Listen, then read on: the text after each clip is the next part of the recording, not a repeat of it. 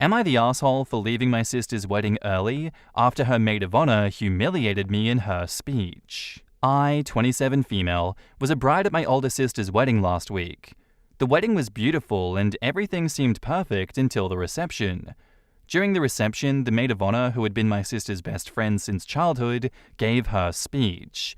It was emotional and all, but then she made a joke about how I was the family screw-up who finally managed to do something right by not messing up my bridesmaid duties. Everyone laughed, but I didn't find it funny. For context, I've had a rough few years. I struggled with my mental health and dropped out of college for a while. I've since gotten my life back on track, but it's still a sensitive topic for me. Hearing that joke in front of all of our family and friends wasn't funny at all. My sister's best friend and I never really got along, but still I never expected something like this from her. Especially since the day wasn't about me at all, then why bring me up in the speech? I tried to stay composed, but I felt the tears coming, so I quietly left the reception and went outside to collect myself. My sister followed me out and asked me what was wrong. When I told her, she said that it was just a joke and she meant nothing bad. I tried to go back inside, but I couldn't, and I ended up leaving the wedding early.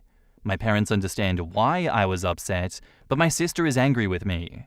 I do feel terrible for leaving, but also feel like I had the right to feel hurt and humiliated. In the comments, not the asshole. The maid of honor was being a mean girl. Her point was to be a witch, and she was. Her speech should have been about the couple who just got married. There was no reason to bring you into her speech at all, except to be mean. Maid of honor should be ashamed of herself, as she is the asshole here. Your sister not seeing this, and her words to you, also make her an asshole. I'm sorry that your sister was crappy to you. Maybe show her this thread. And OP replies, "This is what I tried to tell my sister. I thought about it again, but I still can't seem to find a reason for her bringing me into her speech. You're the asshole. I bet there's another side of this story." OP says, "Every story has another side. What am I supposed to do about that? Call my sister and her best friend up for posting about her side? You think I posted on Reddit for advice without putting myself out there? Then what's the point?" Not the asshole. From the way you describe your sister's reaction, her BFF feels free to belittle you because your sister always goes along with it. I wouldn't be surprised if her maid of honor ran that joke by your sister for approval beforehand. If your sister considers insulting you in a public setting like that to be a joke, you can bet money that they have shared similar jokes between them before. The shots about taking your meds shows that your sis doesn't have a lot of empathy for your situation or respect for you as a person. I don't see her apologizing if that's the case. I could be wrong in my suspicions, but everything you describe tells me that I'm not. Not the asshole. No one wants to be the butt of a joke, and the friend should have run the speech by your sister prior. Very poor taste. Or sister did give the thumbs up on it. Not the asshole, and I'm sorry that you had to go through that. Mocking someone's mental health is bullshit in any circumstance, but in front of their whole group of family and friends? Just effing despicable. She'll just ask me if I've been skipping on my meds. Your sister sounds like she isn't a whole lot better than her asshole friend.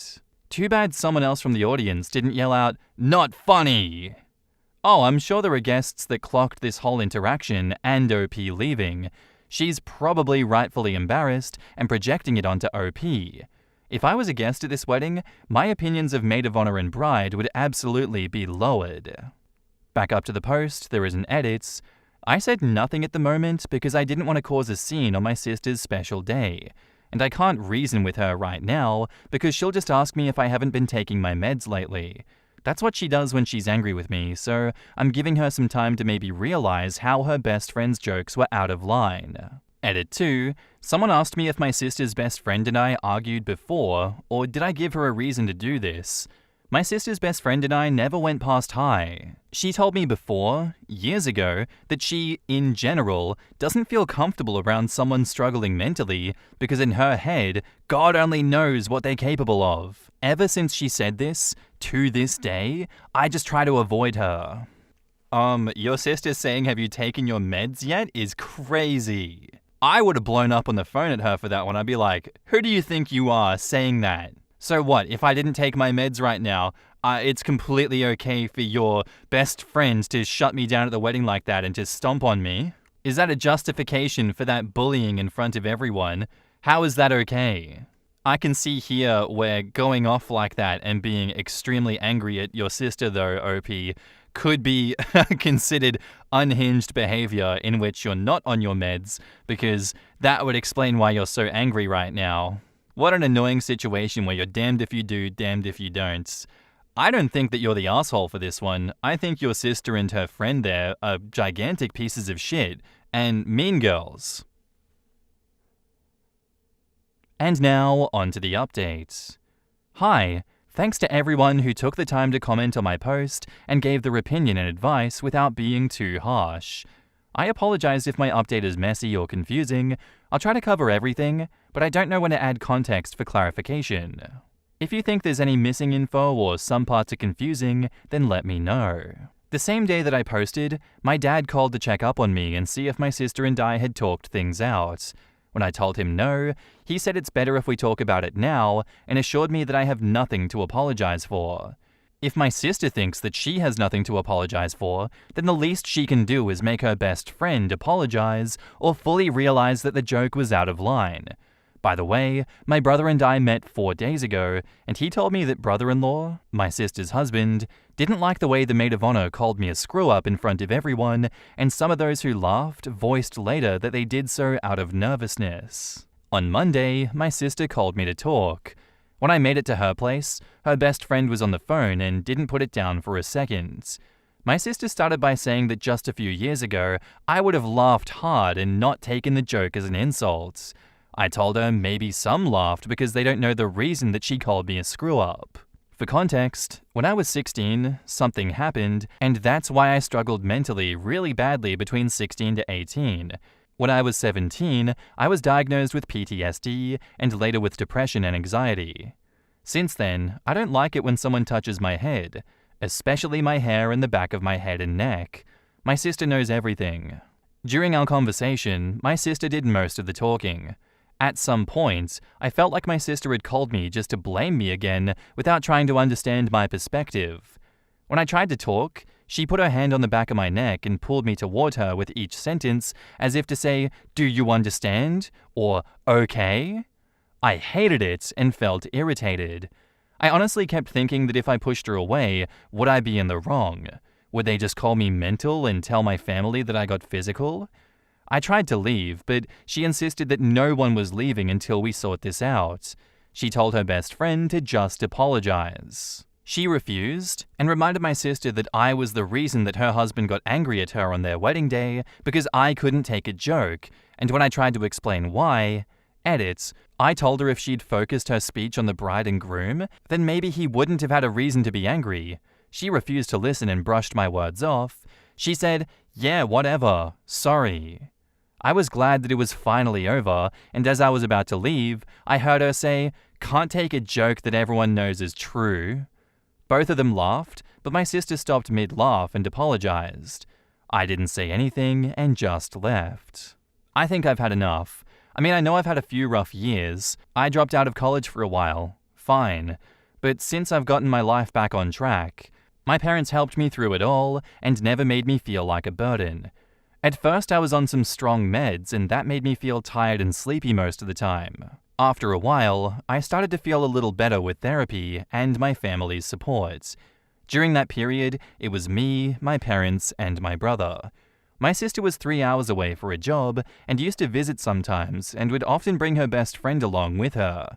Looking back, I don't want to say that she hates me, but I know she felt ashamed to have a family member struggling with mental health issues. I don't know how to explain this. I've made up my mind and decided to go no contact for now. If my parents and my brother, who were there when I was going through it all, never made me feel that they're ashamed of me, then why would she? I'm still on some meds, but feel much better than before. I have a stable job, my own place, and friends who love me for who I am. I can say I'm proud of myself a little. I love my family to death and tried to maintain a relationship with my sister all these years, but I'm trying to improve myself, not constantly be reminded of what I was a few years ago. In the comments, Mental Woodpecker says, "When I was 16, something happened, and that's why I struggled mentally. My sister knows everything. When I tried to talk, she put her hand on the back of my neck and pulled me toward her with each sentence, as if to say, 'Do you understand?' or 'Okay?' This is more than enough, in my opinion, to just go no contact. She knows about the trauma you went through and blatantly weaponized it against you, and that's just disgusting and cruel. I'm sorry you had to deal with this, OP, and I'm glad that you're at a point in life where you can enforce your boundaries and appreciate how far you've come. Future reference, if you ever decide to be around or communicate with your sister, I don't think that you should be alone with her. You should be able to have a third party that also knows about your past trauma and boundaries, there to act as a witness and a mediator if she pulls that kind of shit again." OP replies, "I know, but I don't think that I'll be around her anytime soon. I'm still a little shaken by the fact that she knows everything and still grabbed me by the back of my neck to prove her point. She did it to hurt you. I'm sorry, but she was. Make sure you tell your parents this is why you were no contact." I also think that she was trying to get OP to have a negative reaction so she could twist it and say I told you so. That's some cruelty right there. Yup, I thought she was trying to get her to overreact so she can make herself a victim and get people on her side. Reminds me of reactive abuse. The relationship is over, irrespective of similar genetic material. The sister is jealous, she wants to be the main character, and the girlfriend the sidekick at the expense of OP. Everybody would be happier, and there would be less drama with no contact. You should never feel guilty about cutting toxic people out of your life, family or not. After all, you're in charge of your own happiness. So if she does not bring you joy, then why bother? She is an awful, horrible person anyway, so you're not missing out on much. No loss on going no contact with your sister since she thinks that your mental health issues are funny. When you roll around with pigs, you're going to get muddy. Your sister is muddy. Not the asshole. Your sister has chosen her friend over you, she hasn't apologized, no one is taking accountability that should be. You need to go very low contact or no contact with this sister. Your parents should be covering this and really championing you. Maid of honor should be pariahed by the rest of your family. OP replies, "I've decided to go no contact. I want to move on from what happened and everything she said to me before. She said a lot of hurtful things in the past, but the way that she tried to shut me up by grabbing me by the back of my neck, I just can't get over it. She doesn't love or respect me enough to not use that against me." How does the maid of honor know that this happened to her? OP says, "She brought her best friend home when I was still covered in bruises. Of course, I didn't want to see anyone other than my family, but I was in no condition to voice my wants. I'm sure I left my room at least 2 to 3 times, and she saw me. Besides that, she brought her best friend along when it was better for me to not interact with anyone but family. I'm certain she told her everything. I would tell your family exactly what transpired and send your new brother-in-law a link to these posts. You've overcome so much. Keep moving forward and cut the toxic out of your life. Best wishes and many, many blessings for your future happiness and success." And OP replies, "Thank you. I'm going to see my parents tomorrow along with my brother. They will probably ask me how it went, and I'll tell them exactly what happened."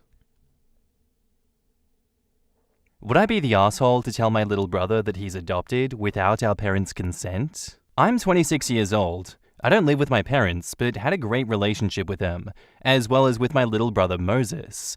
Moses doesn't have a great relationship with our parents. He's never really had a great relationship with them before. I don't fully understand why, but from what I can gather from my research, adopted children, even those who are too young to remember, can still have mental blocks and trauma which prevents them from forming full relationships with their adoptive parents. Moses is 13 years old, and we're so close. He spends most of his weekends at my house. His school breaks up for summer in a week, and he's already told me that he wants to spend the first fortnight with me at my house, something our parents don't care about. When he's home, it's like constant fighting between them. I'm sure some of it is his teenage hormones, and possibly some of it is what I spoke about before. I was almost 15 when Moses came to live with us, and I remember our parents explaining to me why it was important to keep the adoption a secret. Didn't want him to feel different, didn't want him bullied, etc. At the time, it seemed sensible, so I agreed to keep it a secret. I feel really regretful that I did. Moses talks to me about feeling different from the rest of the family, and I would reply with things like, "No, it's normal to feel that way when you're young," etc. Which, looking back, I can recognize as almost gaslighting him, something I feel truly guilty about. I never really questioned it, not until 2 years ago. Then I started to unpack it in my mind, but if I'm completely honest, I think I felt guilty and so I repressed it. But it just kept coming back up.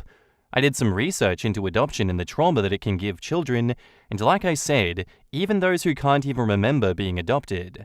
I have no expertise in psychology and don't claim to be an expert, but this is just what I've gathered from my own research. On one hand, telling him could make his relationship with our parents even worse than it is, but on the other, I feel like it can't be hidden from him forever. Not successfully. I want to fool myself into thinking that it could make their relationship better, but I don't see how it could. It would give him the satisfaction of knowing that he isn't crazy for feeling different. The more I thought about it, the more I start to resent my parents for forcing me into this role of lying to Moses. I started to avoid contact with them, to the point where they noticed. I spoke to them about how I felt, and they told me that I can't tell Moses, and it'll make everything worse for him. They've said that if I tell him, they will go no contact with me, and make it incredibly difficult for me to have contact with Moses. Is telling him the right thing to do, or am I just being selfish? I feel like I'm lying all the time now. In the comments, Mercury Alipe says, "I would say you would not be the asshole, and your parents are huge assholes for forcing you into this position where you must lie to your brother. Be aware though, telling him could have huge consequences on your relationship with him. His with your parents and yours with your parents. That's not me saying don't do it, but if you choose, be prepared. You're in an incredibly tough position, and I don't envy you in the slightest, OP. So I was going to make a post from the perspective of an adopted person with all kinds of reasons why your parents are wrong, but you've already done the research, and this person already said everything that I really wanted to get across. Edit, most of, as it turns out. Thanks for being interested enough to research and for wanting to do right by your brother. If he reacts badly, remind yourself that this is a child finding out that he has been lied to his whole life. Emphasize that the whole reason you were telling him is because he really is your brother, and try to be there for him anyway. There is just as much of a chance that he'll see that already and appreciate you more for being the one person to tell him the truth. Basing a relationship on lies is never the right thing to do, and the person being lied to always has the right to the truth. Ripping the band-aid off and telling them is almost always the kinder option. Edits, and emphasize that his parents making a poor choice doesn't make them not his parents. Short version, more for people who haven't researched on their own, is that adopted kids are a lot more likely to deal with those feelings. This includes kids who don't know they're adopted. Genetic mirroring is real, and we recognize the lack of it, even if only on a subconscious level. Knowing the truth doesn't cause it, but it does allow us to deal with it in a healthy way. That was longer than I thought, sorry. Edit again, but tell your parents what you're about to do and why. They deserve to not be blindsided by this, whatever else they've done, and he deserves to hear it from them if they're willing. Okay, I'm done. DFJ DeJulio says, before you make a move, ask them when, not if, they'll tell him. Because here's the thing from my perspective, as someone who has adopted myself, this shit is important to know medically. If the doctor says, any history of colon cancer in your family, you need to be able to give an accurate answer. Saying, I don't know, I'm adopted, will get you better medical care than an inaccurate answer would. On top of that, genetic testing continues to get more and more common, so it's very likely the truth will come out on its own anyway. They can either do it their way or have it done for them. I wouldn't make a move until explaining all of that to the parents. Please make it clear to them that they are literally putting his life at risk, and the odds are pretty decent that he'll find out anyway due to cheap and easy access to DNA kits. If that doesn't at least shake them up, I don't think I'd outright tell him, but I'd be tempted to buy everyone 23andMe kits for some holiday at this point. OP replies, I will try that with them, but I doubt it will make any difference to their plans on telling him. Someone else suggested an ultimatum, and honestly, I think that may be the best way of going about it. Can you get them to agree to therapy for him? If so, although the therapist cannot give you confidential information, you can let them know and see if they have advice. The biggest issue is if you tell them now, your parents may cut you off from him, and then he has to process it all without any help or support. OP says, my parents don't believe in therapy or mental health. No wonder why he and your parents don't get along.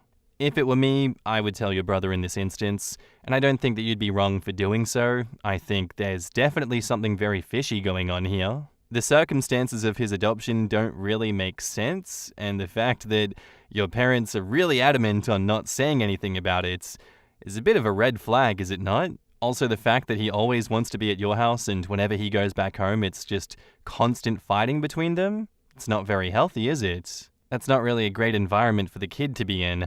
And on top of not telling him that he's adopted, when that comes out, that's going to be a real bombshell in his life in an already unstable environment. Like their reasons for not saying it being, you don't want him to feel different, you don't want him to be bullied. Yeah, that makes sense, especially when you were 15 years old. But we learn and grow through experience that it's not okay to keep these things from the kids, and the earlier you tell them, the better, so you don't completely destabilize their life. So with that all wrapped up, I'd say you would not be the arsehole to tell your little brother that he's adopted. I think it's about damn time, and it doesn't seem like you have a great relationship with your parents anyway, but at the same time this could blow up and you won't get contact with him again, and things will get really shit for him for the next 5 years until he can move out and be with you. And at that point, would he even want to live with you because you caused so much shit to happen in his life? This is a real hard moral question for me.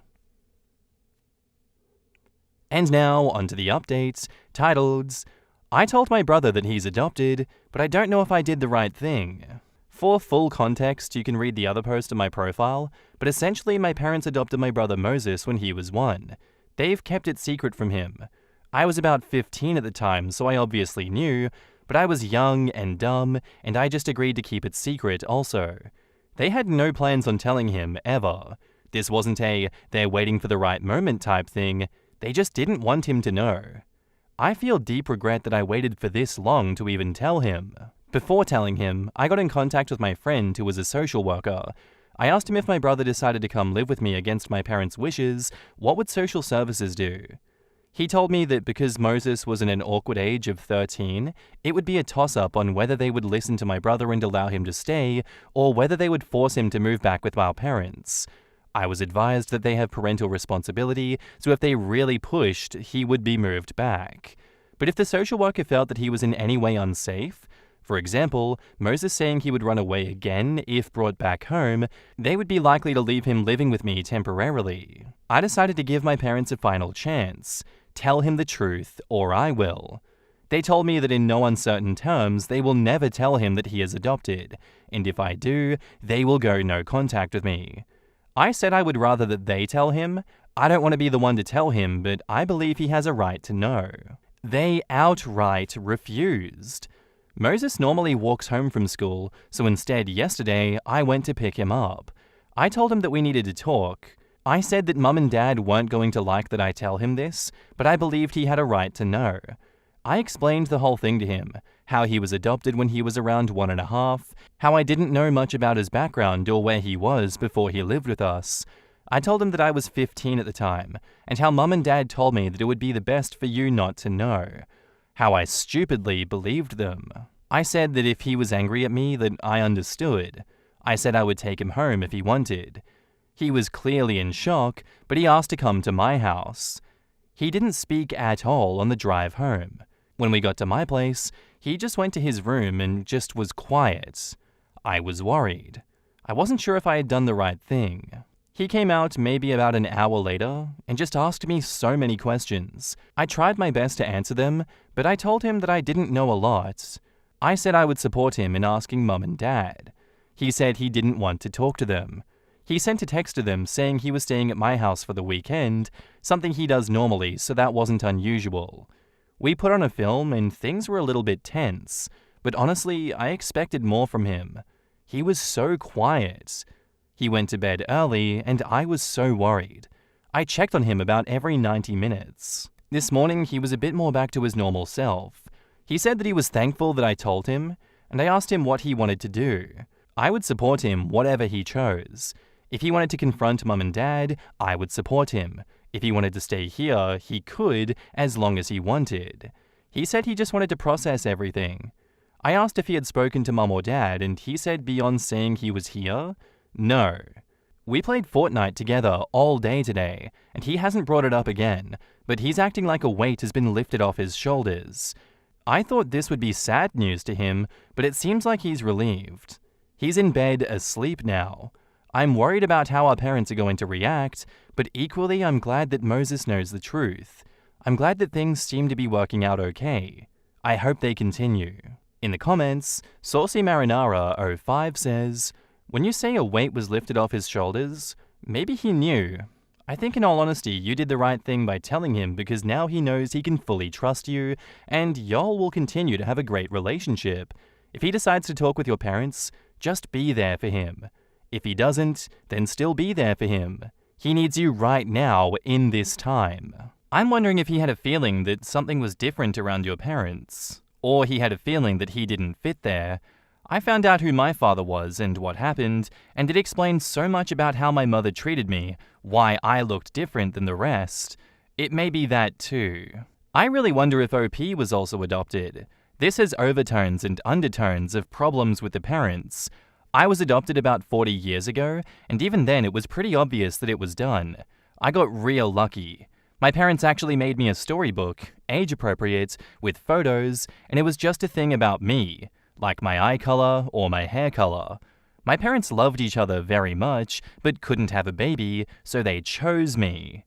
I actually still have the book, and am planning to get it copied, reprinted, and bound like a real book for them for their big upcoming anniversary. Yeah, the no photos of the OP when they were younger was not good. That part had me raising my eyebrows. I wonder if OP has ever seen their birth certificates. I wonder why the parents didn't want him to know. I'm adopted, and I knew early on that I was different. My parents told me when I was 12. It was hard at first, but once I knew the reason that I was put up for adoption, I felt better about it. So, I've probably listened to way too many crime podcasts for my mind to go here, but I listened to, I think, a Dateline episode about a couple who kidnapped multiple children and pretended they were adopted and told the older ones not to talk about it. Much more likely that the parents are just morons, but you never know. Maybe I'm reading too much Reddit, but between their insistence for not telling him, them constantly moving houses and not really having close friends, big age difference between the two kids, and not believing in therapy, I feel something truly dark is at play here. Maybe the adoption was illegal and basically kidnapping, or they're in some form of cult and got the kid through its network. They don't believe in mental health or therapy, and clearly don't care about kids knowing their health history, so yeah, even if it's not a cult situation, they are kind of effed up.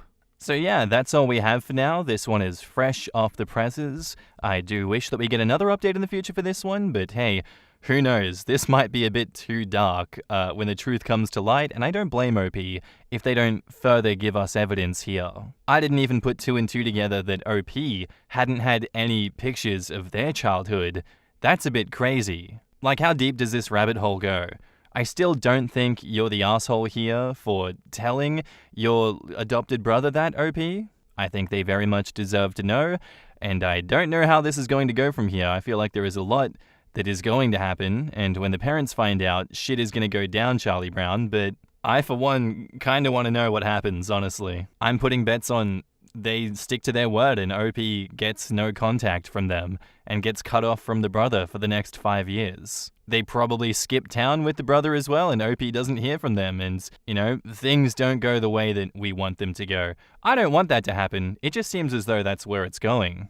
Anyway, enough waffling from me. I want to know what you guys have to think about this one down in the comments. Let me know. Our next post is by user Fangorn Dweller, titled, "Would I be the asshole here if I told my friend his online bully is his girlfriend? I, 30 female, know a couple. Let's call them Blair, 28 female, and Ben, 30 male. I've known both of them separately before they met and started dating. They were in love pretty fast and became a couple. We always thought that they were perfect for each other. Both attractive, fun, energetic people who were crazy about each other and also great friends to the rest of us. Important note, we are all from different countries living as expats in this country. So after a while, Ben had some family problems back home which required him to fly back to be with his family. But this would be temporary. Blair has always been great, supportive, and understanding towards Ben. He would always go around saying how happy he was and how proud he was of his relationship. I met Blair recently for a little girls' outing. It's been about 5 to 6 months since Ben left. After a few drinks, she told me that she had made a fake Instagram account to test her boyfriend. I thought it was weird, but I didn't say much. She said he didn't reply and blocked the fake account, which should have been the end of her test in my opinion, but she continued to tell me that she used another fake account to add him and call him names like ugly, good for nothing, etc. Pretty bad stuff. I was flabbergasted and couldn't believe what the hell was happening. I asked her why on earth she would do such a thing. Her explanation was that she is the best girlfriend he can have, and she just wanted to remind him how great she is so that he can appreciate her more. She wanted to show him how horrible the dating pool is, and he should hold on to her tight. I told her this was insane, and that she needs to stop, but she continued to tell me no, and this is nothing harmful. Ben had told me about a fake account messaging him, but I didn't know that it was her. Ben assumed that it was his ex who was proven to be a stalking weirdo, but now I know it's not her, it's actually his loving girlfriend. I told Blair that she needs to stop, and I would love to help her work on the issues that make her act like this. I tried to explain how this will eventually ruin her relationship and Ben's confidence as well, but she's not listening. So I told her if she didn't stop, I would go ahead and tell Ben everything. I have screenshots of us discussing this matter over texts, how she's not willing to stop. So, would I be the asshole if I told Ben everything? My boyfriend says Ben needs to know, and I totally agree because nobody deserves to be treated this way. But some of my friends back home told me not to tell him, but instead convince her to come clean. Which I've been trying to, but to no avail. So, would I be the asshole here? In the comments, Big Pooper 2 says, if she's doing weird shit like that, I think this is only a sign of what's to come. You've got to tell Ben so he knows that BS could happen in the future. You're definitely not the asshole. Ben deserves to know the truth about Blair's behavior. Ben deserves to know, and Blair sounds unhinged. If telling Ben means losing Blair as a friend, honestly, it sounds like trash taking itself out, not the asshole. And OP replies, very true. This is all truly shocking to us. We always thought that she was a great person, but now I don't even know what's what. This just occurred to me, but is it at all possible that she's having some sort of mental health episode? Like, if this is really that out of character for her, obviously no matter what, Ben needs to know, and he would be absolutely right to break up with her over this, and I wouldn't blame you for not wanting to be friends anymore with someone who can do this either. I'm just curious if it's possible she's not some twisted, evil biatch and in fact is having some sort of crisis. I don't know, you wouldn't be wrong if you didn't care to find out, but it just doesn't make sense that somebody who is known to be a pretty good person could turn around and do something this effed up. Feels like a huge jump. Either way though, I'm sorry that you're dealing with this, and I'm glad to see your edit that you were telling Ben. Best of luck with everything to come. OP says, that is a very valid point, and thank you for sharing. Unfortunately, I'm not a mental health professional, but I'll do my best to help her out if she's willing to receive it. You've challenged her on it. What exactly did she say to that? OP replies, when I said if she didn't stop I would tell Ben, she just stared at me and asked, why? At this point, I'm convinced that she is so far off the grid that she can't even see what's wrong with what she's doing. I told her it was absolutely insane and argued for about an hour, and she kept saying, but there's nothing wrong with it, it's just a fake account, while laughing. After that night, which was about a week ago, I've been pestering her with my texts and telling her if she doesn't stop and come clean, then I'll tell Ben. She turned on me and messaged my boyfriend something like, OP wants to talk to Ben. Can you keep her out of my relationship? But my boyfriend already knows everything.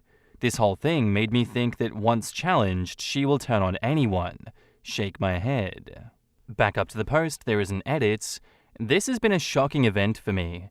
We all thought that she was a great person all this time. It never even crossed our minds that she would even think such things, let alone act on them. It hasn't been a very long time since I found out about this. It's been about a week or less. I waited this long to give her a chance to come clean on her own and figure out a way to break it to Ben gently. If the roles were reversed, I'd still give a man the same chance. Which isn't really my point to posting this, but I appreciate the comments and wanted to clarify my position in this. Thanks to your encouragement, I feel much more confident in telling him everything and possibly facing her later. My boyfriend and I messaged Ben and arranged a video call, so we will tell him everything soon with the evidence. I will post an update. Thank you all so much. And now, onto the update. First off, thank you for encouraging me to be a better friend. I don't like confrontation, and I shy away from anything that's dramatic like this. I also want to apologize for the overdue update, but life was crazy for me. So here's the update. After about 5 to 6 hours of my post, we had a phone call with Ben. My boyfriend was there with me to break the news to him. First, I asked Ben whether the fake accounts were still messaging him or not. He said no, not for a week or so. Then I told him that the messages were sent by Blair, and she told me this herself. He didn't understand at all. I told him everything. The girls' night out that Blair and I had, how she told me that she was doing this and why, how I asked her to stop, but she didn't see the point, etc., etc. As I was explaining, I saw my friend Ben losing the spark in his eyes, and I saw the devastation settle in. The horror was real for him. Then when I was done telling him everything, there was a moment of silence. My boyfriend told him if he needed or wanted for us to help him in any way, we would be more than happy. He thanked us for telling him everything and wanted us to keep this a secret from Blair. He didn't want her to know that he now knew everything. He said he needed some time to figure stuff out, since it's all a big shock now. I sent him whatever evidence I had, and we ended the call. We didn't hear from Ben again for a couple of days. One night, he called my boyfriend to ask for his help with retrieving a box from him and Blair's apartment. He said Blair would be home to let us in, and we can take the box after checking the contents of it. He gave us a list of all the things that should be in the box. When we arrived, Blair was there with the box, but she seemed off. I asked her how she was doing, and she said not very well because of the antidepressants were weighing on her. She self-diagnosed and started taking unprescribed, illegally obtained antidepressants. I said antidepressants could be dangerous to take on your own due to the side effects, and she really should ask a doctor before taking them. She brushed me off, gave us the box, and shut the door on us. We called Ben and told him the box was with us and asked if he wanted us to send it to him. He said to just keep it safe until he was back. He came back to the country 3 days ago. He went to see Blair and they had a huge falling out. He confronted her with everything I gave him, and she said that it was his fault for being absent. Ben said he would be willing to try to understand and help her if she didn't blame him. After all, it's not his fault that his father is dying and he has to be there for his family. He came to fix things, but her reaction blew up everything. He took the remaining belongings and left the house. He's now staying in our spare bedroom. The man is devastated. In the past 2 days, Blair has been blowing up social media with lies, posting things about how Ben cheated on her while he was supposed to be helping his family, saying he's always been 1 foot out the door and that she's better off without him. She should have never lowered her standards for him, etc., etc. Ben is not a social media person, so he just deactivated his accounts and is now trying to heal. She's called me to curse at me multiple times. We now all blocked her number and her socials. Ben will be staying here with us until he flies back home in the upcoming weeks. I tried to help both of my friends, and now I'm helping my only friend in this situation. I texted Blair's cousin to let her know that she's taking unprescribed antidepressants, acting erratic, and should see a doctor, and that was it. I don't like this at all. I don't want to be in the middle of all of this. But Ben needed to know the truth. For Ben, he still feels betrayed and shocked, but he also feels that it was for the best that this would come to an end, since he cannot trust her anymore. I guess this is the end of my update. The relationship ended. The friendship ended. We don't know what she plans to do next. Thank you again for encouraging me to help my friend. Like I said before, I'm not the one for confrontation. I feel sad the way that things turned out, but I guess it is what it is. All in all, watch out for fake accounts. In the comments, Magdavis says, "Do you know how long she's been on the dodgy meds? Could that be changing her behavior?" And OP replies, "To my knowledge, she was never on them. It started recently. I think when Ben went back home, she got really depressed and might have started self-medication, but we only found out a couple of days ago. It is very worrying, which is why I informed her family.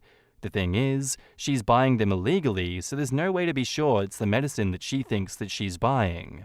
The hell was she supposed to be testing? How easily she could drive him to a breakdown from the bullying? Who knows? People like Blair really are unpredictable and will likely do anything to drive someone to a breakdown in the worst ways. How unhinged do you have to be to normalize, "I'm going to anonymously stalk, bully, and screw with your head so you know my worth"? How the hell does someone rationalize that thought process? Truly baffling. You should be another friend and post your own social post, tagging Blair's post. Don't just spill everything, but just say that Blair's account is full of lies because Ben never cheated, and whoever of your friends wants the truth can contact you directly, and you'll show them all of the proof. OP replies, "I asked Ben if he wanted us to post online about her insane lies, and he said not just yet. Some of his friends are collecting some more evidence from her posts and from the abusive texts she sent. I think there'll be a public post online with the evidence once they have enough. Also, I saw some screenshots of her posts via mutual friends, and seems like the comment section isn't going as well as Blair expected. People are questioning her and asking her for evidence, which she does not have. I got a couple of people commenting on her posts saying that she's lying and that she was bullying Ben. She is bitter and called me a bunch of names for ruining her relationship. Most of our mutual friends know the story now because they called us and Ben. Also, last night Ben, my boyfriend, and I went out for some drinks and saw many of our friends. So on most ends, her posts are being perceived as a bitter reaction to her losing in her own little game." OP, when told that she's a good friend and tried to help Blair as well, says, "Thank you so much. I really tried to help Blair so many times, but she refused my offers. I can honestly say that I did my best as a friend, and now we're no longer friends. I do not regret anything. I am just sad that a person that I valued as a friend turned out this way. Yeah, I felt obligated to tell her family that she's not doing well. I'm not responsible for her, but she obviously needs serious help, and her family should take over from here. Her cousin and I talked about her alarming situation. She didn't know, and apparently her family had no idea either, so I guess that's up to them now." Yeah, not a good situation to have to deal with at all, and it's for the best that evidence does get out there sooner than later, because who knows what could happen as a result of her stupid accusations and how far she could escalate it, because her behavior was so unhinged already. But regardless, it's great that he did get off social media for a bit and stayed away from all of that mess. I can only imagine the state that his mental health was in after all of that, but having such a supportive community like you guys around him is such a blessing, and good on you, OP, and your partner for sticking around with him and making sure that he was alright. He deserves the world, he deserves so much better, and Blair deserves nothing. She deserves to learn her lesson from this. Our next post is by user DapperLemon7495, titled, "My fiancé got a face tattoo without talking to anyone. I am honestly stunned right now. My fiancé Kim, I have just learned, is completely insane. She took some days off work this week sick and avoided seeing most people in person. She claimed she was feeling sick and just wanted to stay home alone. She has never given me any indication that she would lie about this in the 6 years we've been together. No one in her family had any worries because she was a stable individual who never would do anything crazy. She got a face tattoo. She took 3 sick days from work to recover from the fact that she got a face tattoo. She told no one of this plan beforehand. I have never in our time together been talked to about tattoos by Kim. She showed no indication that she was even interested in getting any. I was not even the first to learn. Her sister visited her because she got worried after Kim cancelled meeting with her for lunch on her 3rd day sick and got the grand reveal. She didn't tell anyone beforehand because she didn't want to be talked out of it, and she hid the results because the swelling and redness was so bad that we would react badly and not be able to understand the artistic meaning. Kim is Asian American. She got Japanese symbols going down her forehead and under her eye. I don't know the meaning of them. I don't really know if I care to know the meaning of them. Kim's parents are Japanese immigrants. According to her sister, who was nice enough to inform me of this whole debacle, this is a big no-no in Japanese culture. Tattoos have links to crime and are looked down upon. Her parents are besides themselves, and that's a whole other set of drama that I can't even begin to approach. Kim talked to me last night about it and acted offended and started a fight because I told her that it was absolutely insane of her to do this. She works a public-facing job. She talks face-to-face with clients in the financial industry. The minute her boss finds out, the career she went to school for will be over. She actually didn't consider her job or family or me at all and decided a long time ago that she was going to express herself freely without any concerns. I'm worried about her right now. This is not normal. She blocked my number after our fight and is ghosting me and her sister because we're trying to help. But dear Lord, this is far beyond me. I cannot comprehend what I'm even supposed to do right now. Kim's lost her mind. Is there any chance that I will be happy married to this? A woman who went and got a face tattoo and hid that fact because she knew we would all talk her out of it? Dear Lord, I really need to run, don't I? In the comments, Throw It Away 1510 says, I'm sitting next to my friend who took over her father's tattoo shop, and one of the big 3 rules that she took from her dad, and has the tattoo artists under an employment follow, is no face tattoos as a person's first tattoo. I don't get this either. I have full sleeves and a ton of other tattoos, and my artist was hesitant still about tattooing my fingers. Not for no reason, but damn, to get one on your face right away? How did she spring that? If she's acting this completely out of character, there might actually be something wrong. I have no idea how to approach it, but I'd say that she needs to see a doctor and be evaluated. I'm so sorry. It's a very helpless feeling. Was thinking of a manic episode. Yup, bipolar 1 runs in my family, and it sounds exactly like one of my cousin's manic episodes. I think she may legitimately need help.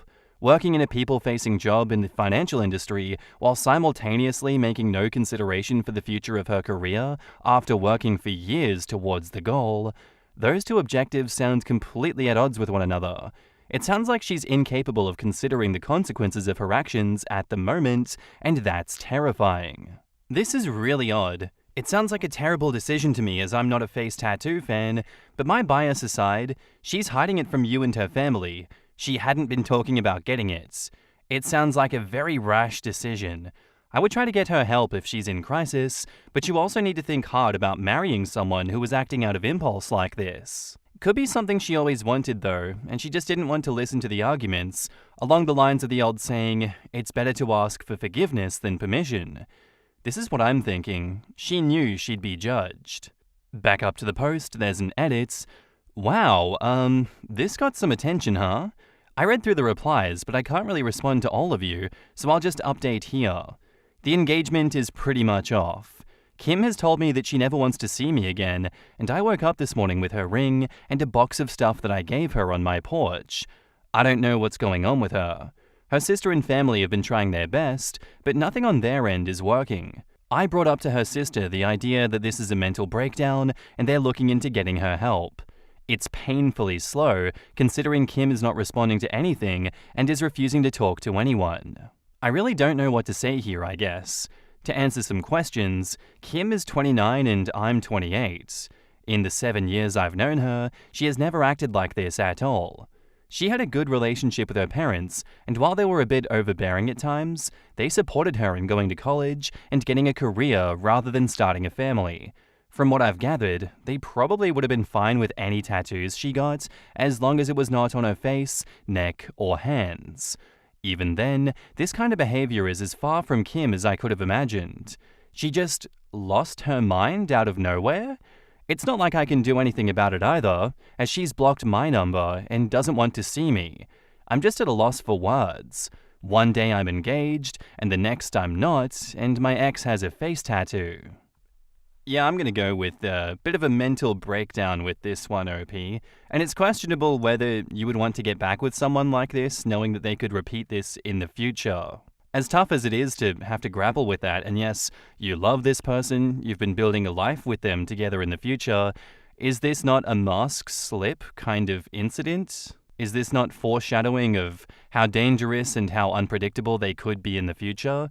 As much as it is a shitty situation to be in and how much you want things to go back to normal, I myself would be questioning whether I would get back with someone like this. And again, it's such a gut punch to get all the way up to an engagement and be ready for marriage, and then have your whole life be torn apart like this. That's not an easy thing to grapple with, but in a way, it's good that it happened now instead of after marriage and kids and you being tied to assets with them. It's somewhat of a blessing in disguise, I would say, as much as this really sucks. And now, on to the updates. My fiancé got a face tattoo without talking to anyone, ex-fiancé had a mental breakdown, got a face tattoo, and did everything she could to ruin her life. Now she wants me to pick up the pieces, but I want her to take responsibility for what she did to me. About 9 months ago, my ex-fiancée Kim got a face tattoo without telling anyone. This was just the start of her doing everything she could to ruin her own life. She broke up with me and called off our 7-year relationship when I questioned why she did this. She worked in a client-facing job for an incredibly large financial institution and was let go within a month of showing back up for work after getting the tattoo. I kept in contact with Kim's sister, hoping for some news. They tried to get her help as they thought that she was having some kind of psychotic break. However, she eventually called the police and her own family, claiming that they were harassing her. After that, I decided to just walk away. Kim didn't just destroy her own life. When she broke up with me, I felt numb. I knew this wasn't Kim doing this. I wanted to believe deep down that Kim was always like this. Always this impulsive, crazy, who would ruin her own life by getting a face tattoo. I tried to convince myself that I had not lost a wonderful woman who I had spent 7 years of my life with. However, the person who made these choices was not Kim. The woman who told me over the phone that she hated my guts for not supporting her. The woman who wrote she hated me and only ever stayed with me out of pity. This was not the woman that I asked to marry. This was not Kim. That was someone who I came to find out was having a mental breakdown that resulted in months of bad decisions that will affect the rest of her life. The day I walked away and told her sister I couldn't deal with it anymore was the worst day of my life. It hit me like a train. The numbness and denial of what I lost hit me all at once.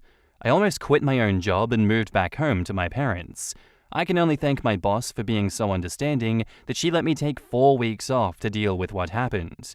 She and the rest of my team went far beyond what should ever be expected of coworkers and management that it makes me realize how close I was to leaving a job that I actually enjoy. I never moved on from Kim, but I came to accept what happened. I thought I was okay until 2 weeks ago. I got a call from Kim. She had blocked my number and done everything she could to remove me from her life. My mind just blanked when I saw that it was her calling. I picked up, and it actually was her. We didn't talk. I did not know what to say to her. We decided that she would come over to my place, and we talked. The tattoo is still there, but she's covering it up now with makeup.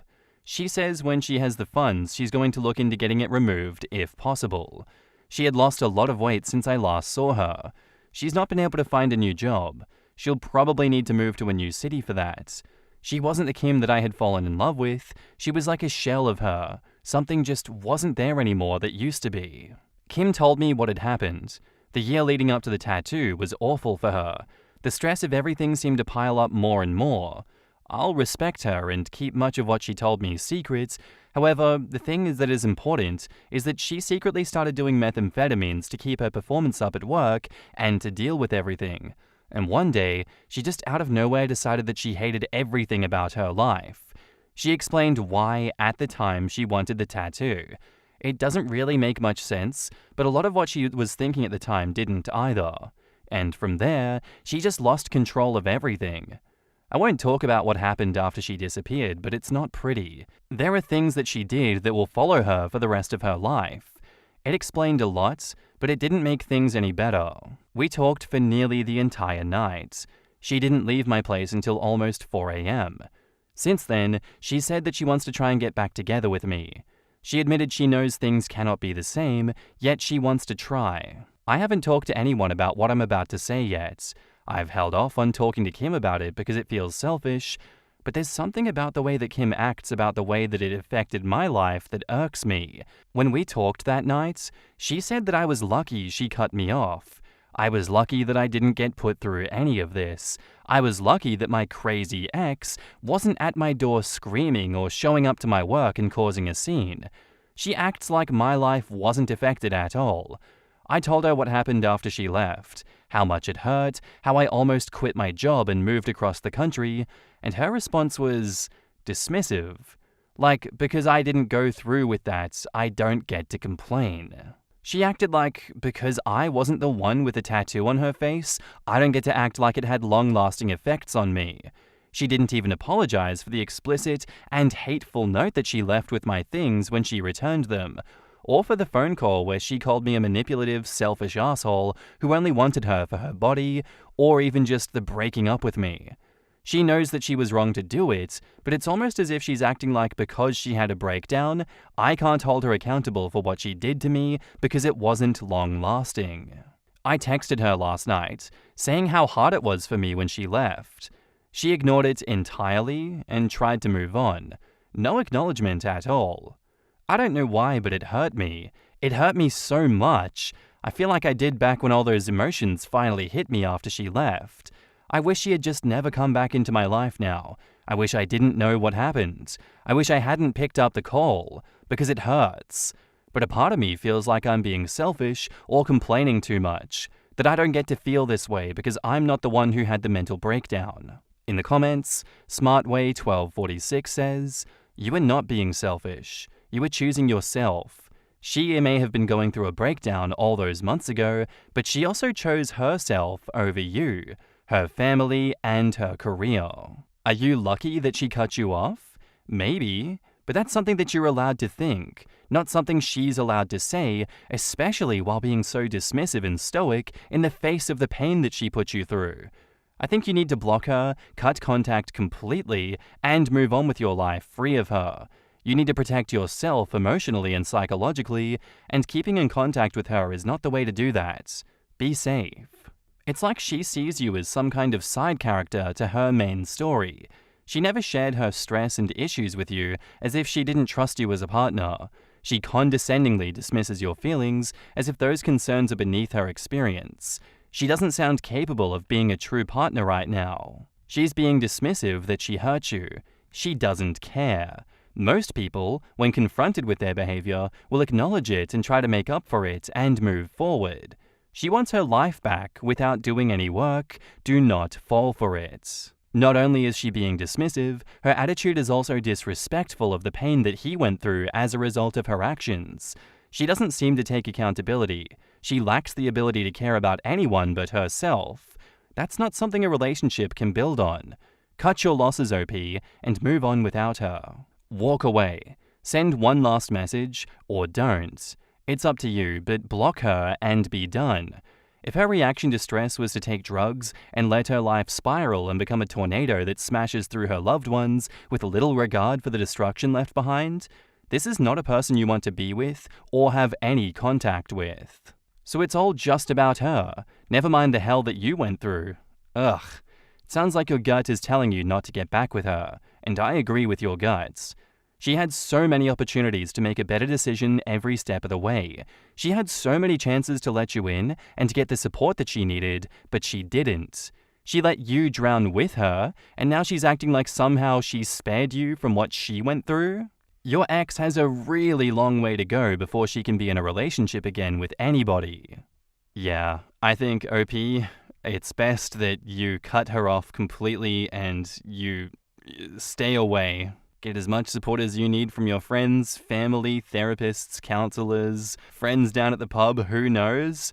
But she's bad news. She's continued to be bad news, and it's only going to get worse. She came to you looking for, I don't know, sympathy to get things off her chest, but when you're like, hey, I know how you're feeling, And I feel really shit too. It's never okay for her to be like, lol, I don't care what you went through. I have a face tattoo.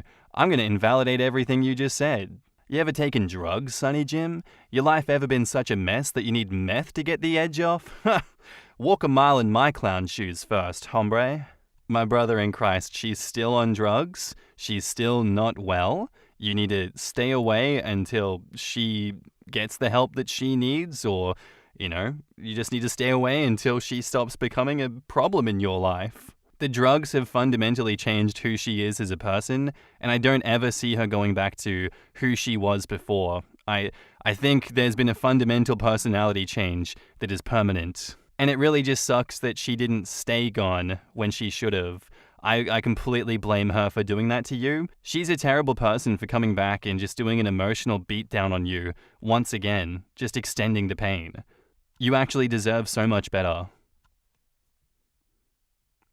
And now, onto our final update, titled, My Ex Died of a Drug Overdose. I learned yesterday that my ex, Kim, died of a drug overdose on Sunday. I'm still processing the news, I guess. We broke up 2 years ago after Kim got a face tattoo out of nowhere. I have some other posts on this account about that if you want the full story. Kim reappeared in my life about a year ago after breaking up with me and essentially becoming a ghost. She wanted to get back together with me, and I stupidly considered it and let her get her foot in the door. She claimed that she was clean, but she wasn't. It was obvious that she was still using meth, and my guess is she was still using fentanyl. After I finally declined to get back together with her, she slashed my tires after causing a scene at my office. Oh yeah, dude, lucky I didn't come and cause a scene at your office, you piece of shit, Kim.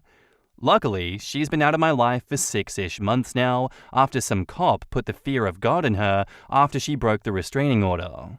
I've not heard much about Kim since then, thankfully. Last I heard, she was wanted on a warrant and was hiding low across state lines. Yesterday, though, Kim's sister called me to let me know that she was found dead Sunday morning. She wanted me to hear it from her instead of through the grapevine. I appreciate it. Despite everything, Kim's family have been nothing but kind to me. Kim's parents are quietly cremating her, and there won't be any ceremony. Seems that stealing and abusing her family since she started doing meth has made them just as detached about her as me. Or maybe they've already mourned the loss of their daughter long ago, and now is just the end of whatever remained. Right now, I don't know how to feel. I feel like I should be sad. I knew Kim for 7 years. I was with her for 6. I was engaged to her. I lost my virginity to her, and she was the first person that I truly loved. I used to sit up with her and talk about the family that I wanted to have. I wanted Kim to be the mother to my kids. Sat up with me as I cried when I heard the news of my mother's death. At one point in my life, she was the most important thing in the world to me. And I don't feel anything. When Kim left me, I was devastated. When she came back into my life, she made me feel a combination of emotions I can't even describe. And now, hearing the news that she's dead, I don't feel anything. I don't feel numb. I'm not in shock. I just am lacking any emotion towards this event at all. I feel like I should feel something, right? I still miss Kim, like, not the Kim that died Sunday, not the Kim that stalked me, but the Kim that I met, the Kim I fell in love with, the Kim that died when she started to do meth. I still feel sad when I think about her, but knowing this other Kim is dead just makes me feel nothing. In the comments, Combustion says, Man, stories like this terrify me. The idea that an extremely important person in my life could suddenly flip a switch into a totally different person with no warning beforehand? I can't imagine losing a friend of 6 years this way, let alone a fiancé. I'm 1 year separated from my ex-husband who started doing meth to cope with the separation, although, unbeknownst to me, he was also doing meth occasionally before I left him. He just moved into a homeless shelter in a city 4 hours away from me. We have an 8-year-old and a 4-year-old. Up until the last few days, I've had so much faith that he can kick it, but this story just solidified my growing fear that the incredible man that I married and the amazing father he was up until a few months ago is truly gone. It's so bizarre and hard to get my head around. Recovery is a long road, and there are others who get hurt along the way, people who never had a drop or a dose or a hit of the drug. I hope OP gets a good therapist, and I hope that he can do something small and symbolic to bury the person that he knew, the wonderful person who he loved. Meth is no joke. Addiction is no joke. Both take so much effort and hard work to make any sort of progress. Yup, that first update sounded really bad from a recovery standpoint. I'm sober from alcohol. Sounds like she realized she effed up, but was nowhere near making amends. That middle recovery ground is awful for loved ones. And yeah, meth is the effing devil. In my state of Ohio, meth is a bigger issue than heroin in a lot of counties still, because there's a lot of folks cooking, and the old stereotypes about one day Johnny was normal, then his whole personality changed, really are true. Some folks' psyches just break with meth use. Yeah, reading the end of that one actually really broke my heart there, that last paragraph. Jesus Christ. It's like he's poured his soul out on the canvas.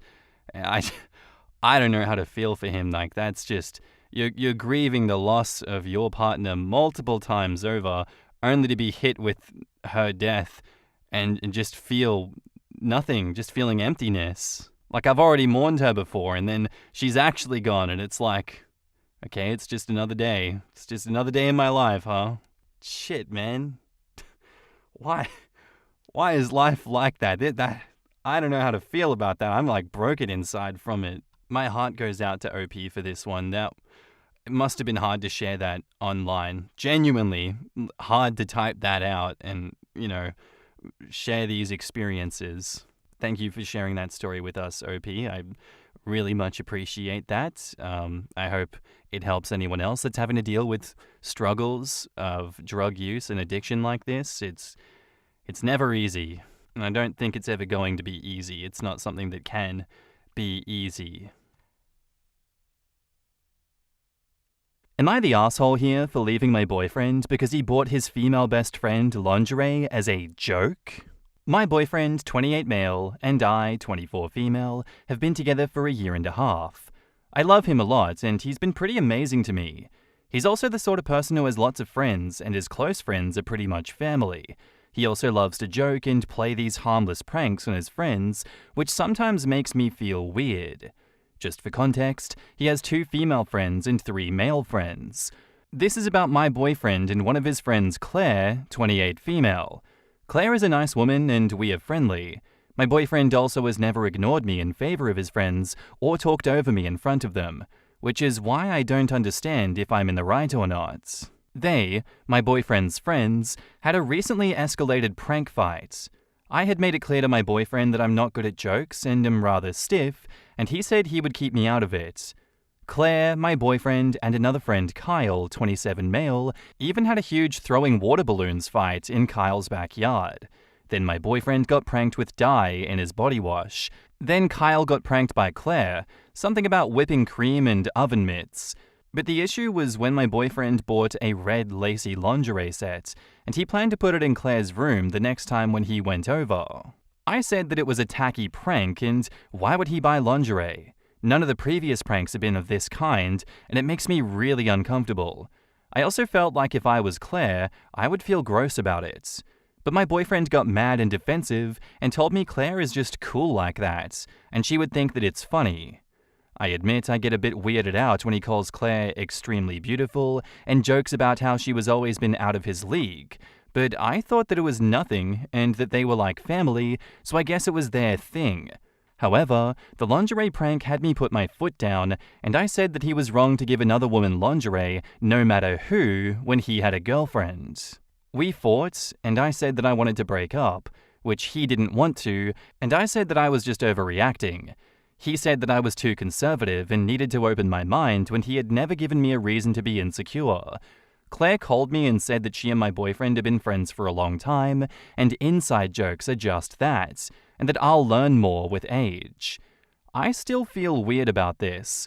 My best friend is supportive of me no matter what I do, but I've started to feel like I'm blowing this out of proportion. My boyfriend says that the fact that he told me and didn't hide it from me shows that I am the problem.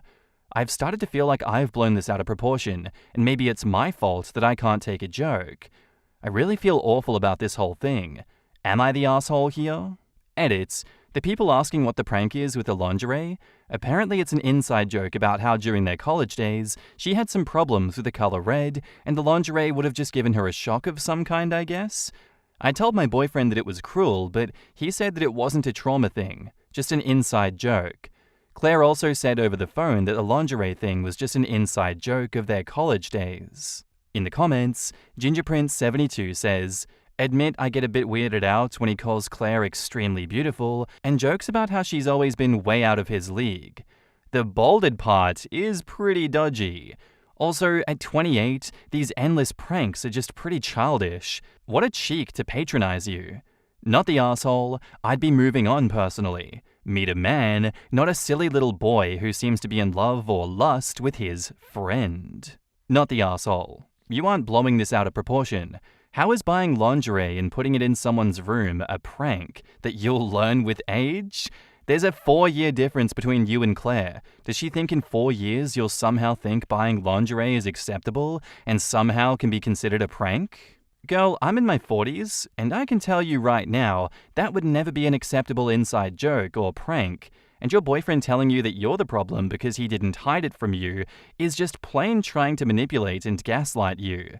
You don't need him to agree to dump his ass. You deserve better. Drop him and screw Claire too, though not literally. I mean, if she screwed Claire, it would be a boss move.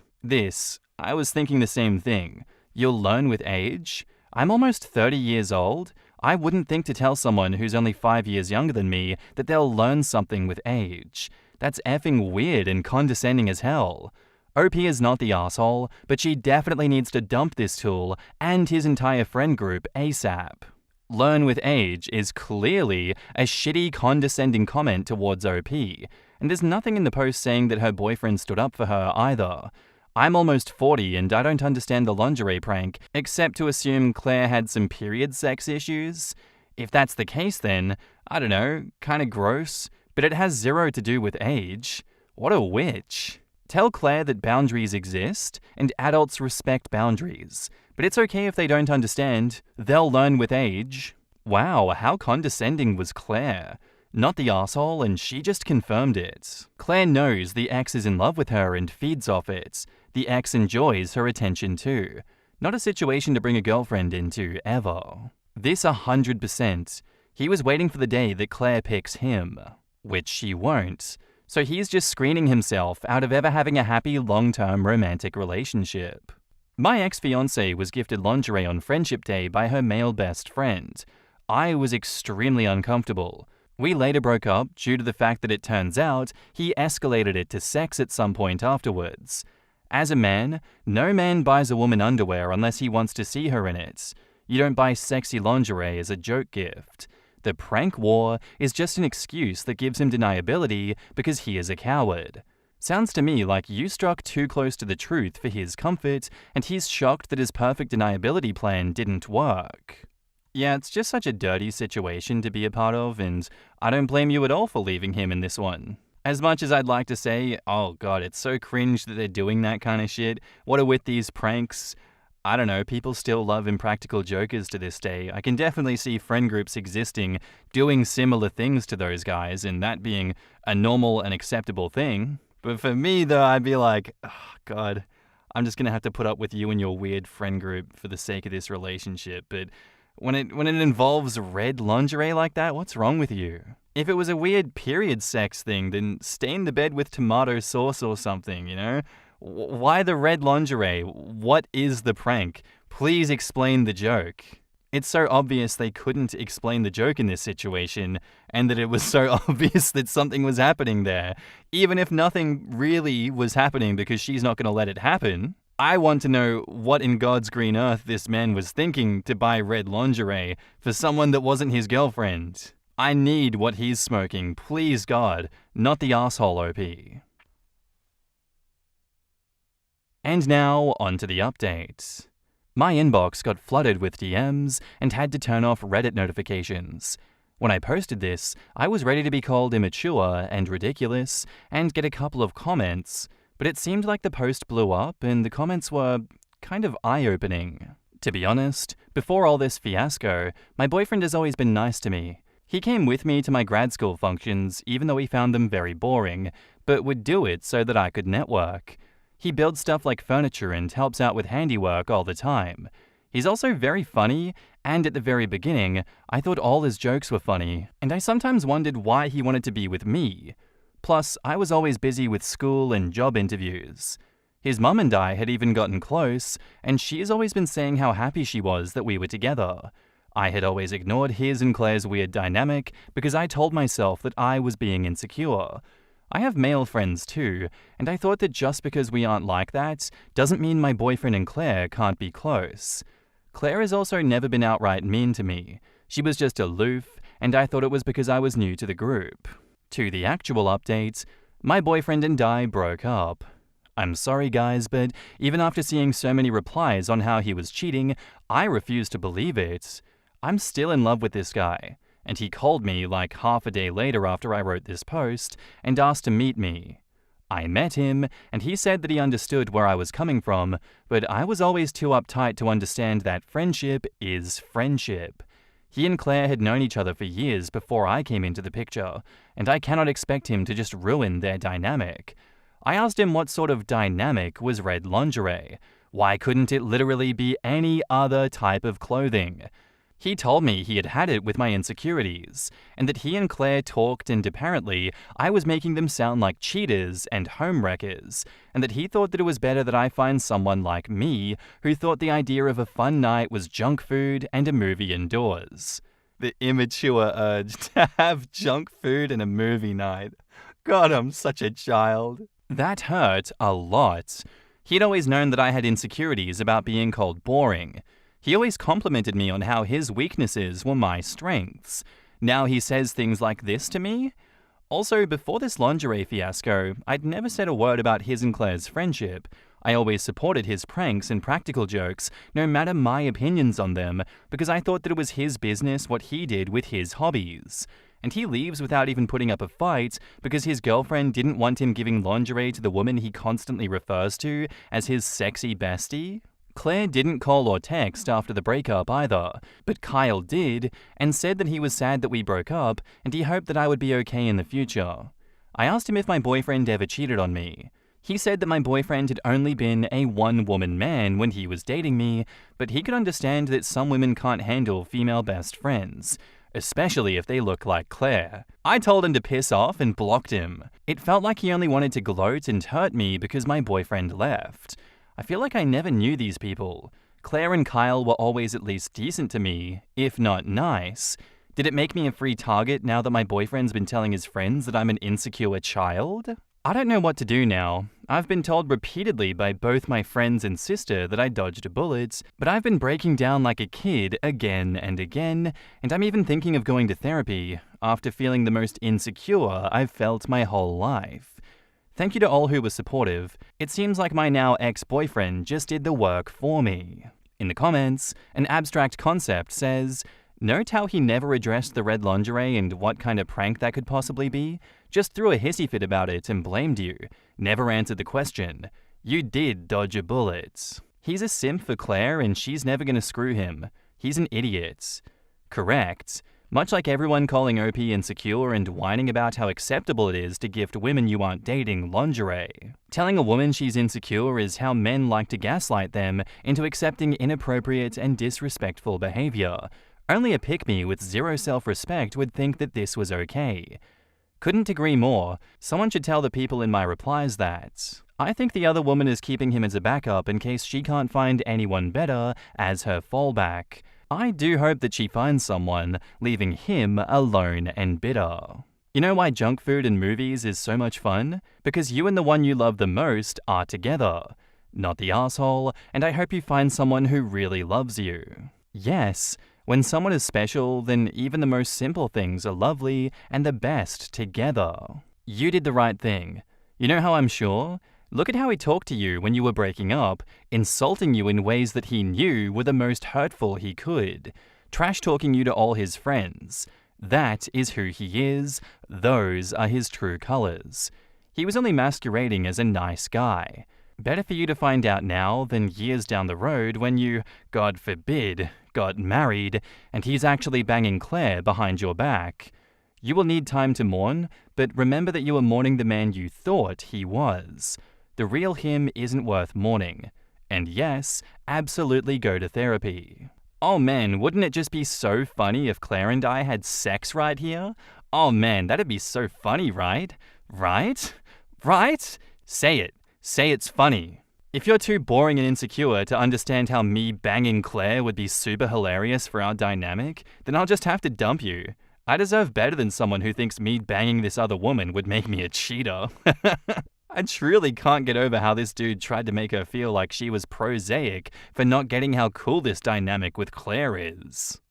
That's an insane amount of just baggage that he dumped onto you there, OP, but better that he reveals his true colors earlier than later. Who knows if he will ever actually bang Claire, and, there's a chance that it's been happening since they were in college together, but it is so good for you that they revealed what they did so you can get out early. I'm just going to keep repeating that one. And yeah, at least this way you can't mourn what could have been, because you know that what would have been would be stinky and decrepit and rotten.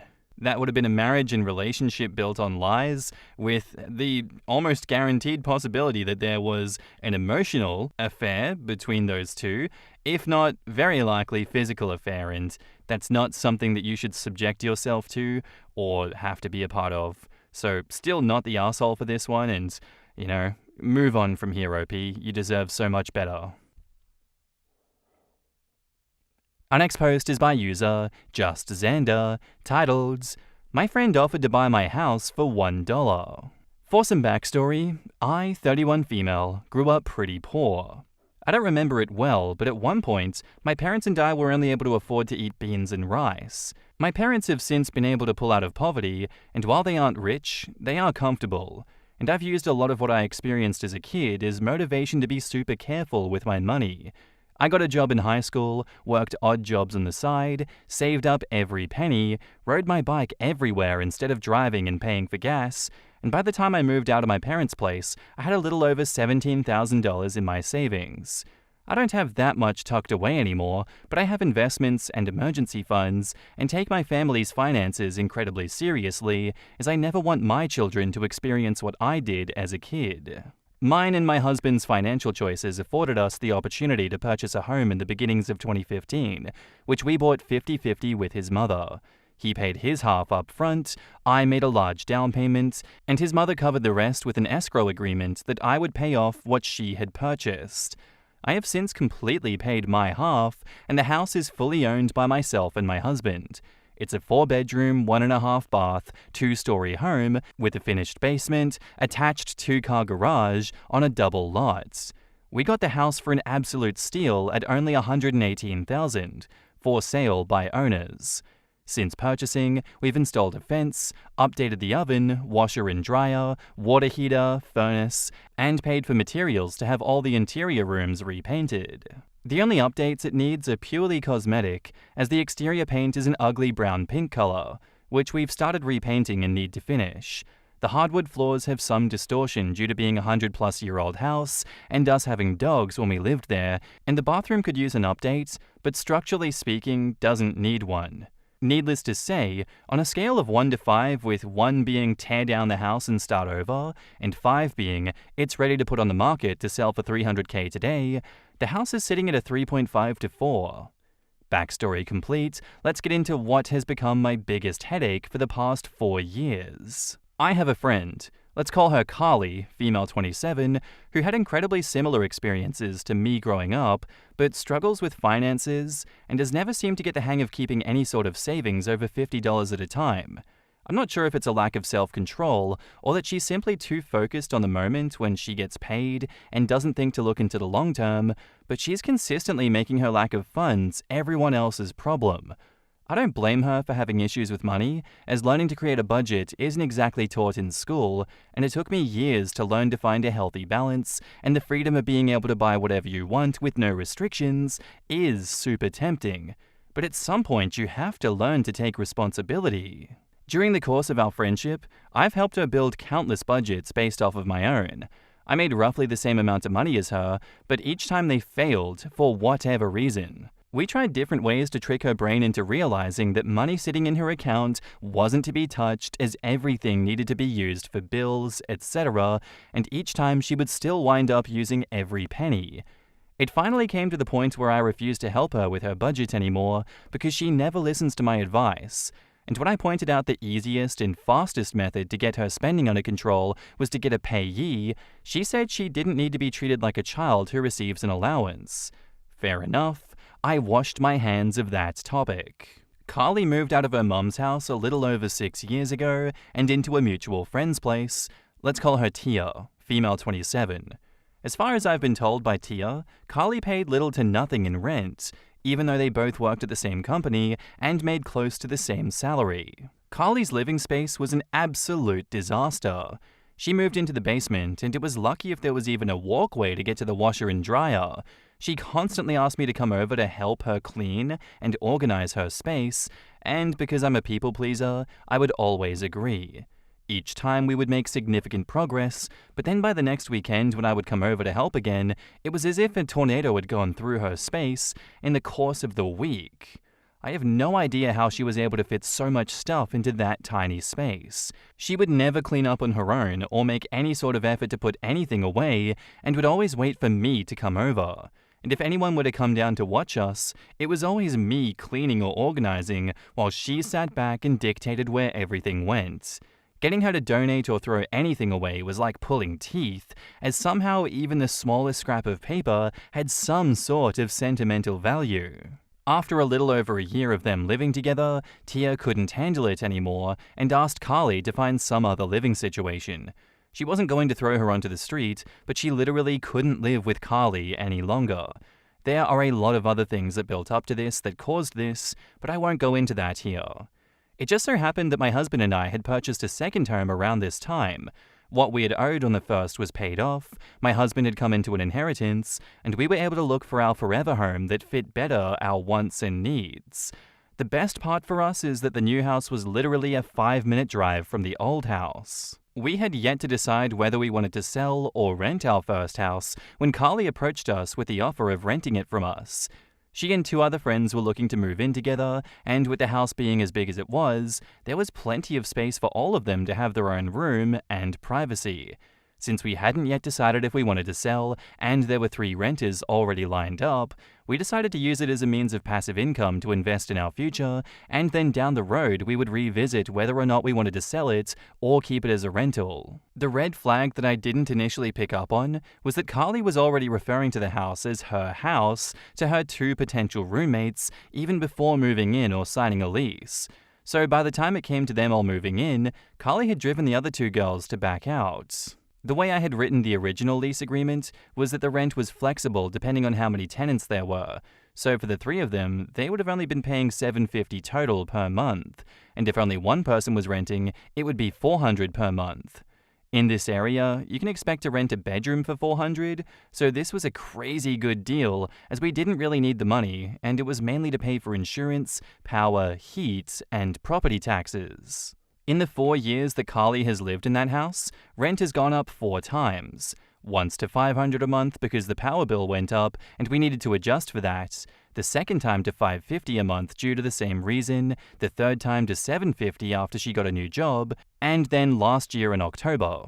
More on that later. Also in the 4 years she's lived here, 2 separate opportunities for roommates have backed out. Each time because she was setting the rules and referring to the property as her house, despite having 0 claim to it, and the fact that each person would have their own lease agreement. When she first moved in, she was working a minimum wage paying job, and she was my friend. Hence the low monthly rent, but a year and a half ago got a new job at a local university, which was a 30-minute drive away, that pays very well and has great benefits. But somehow she manages to blow through her entire paycheck on I don't even know what.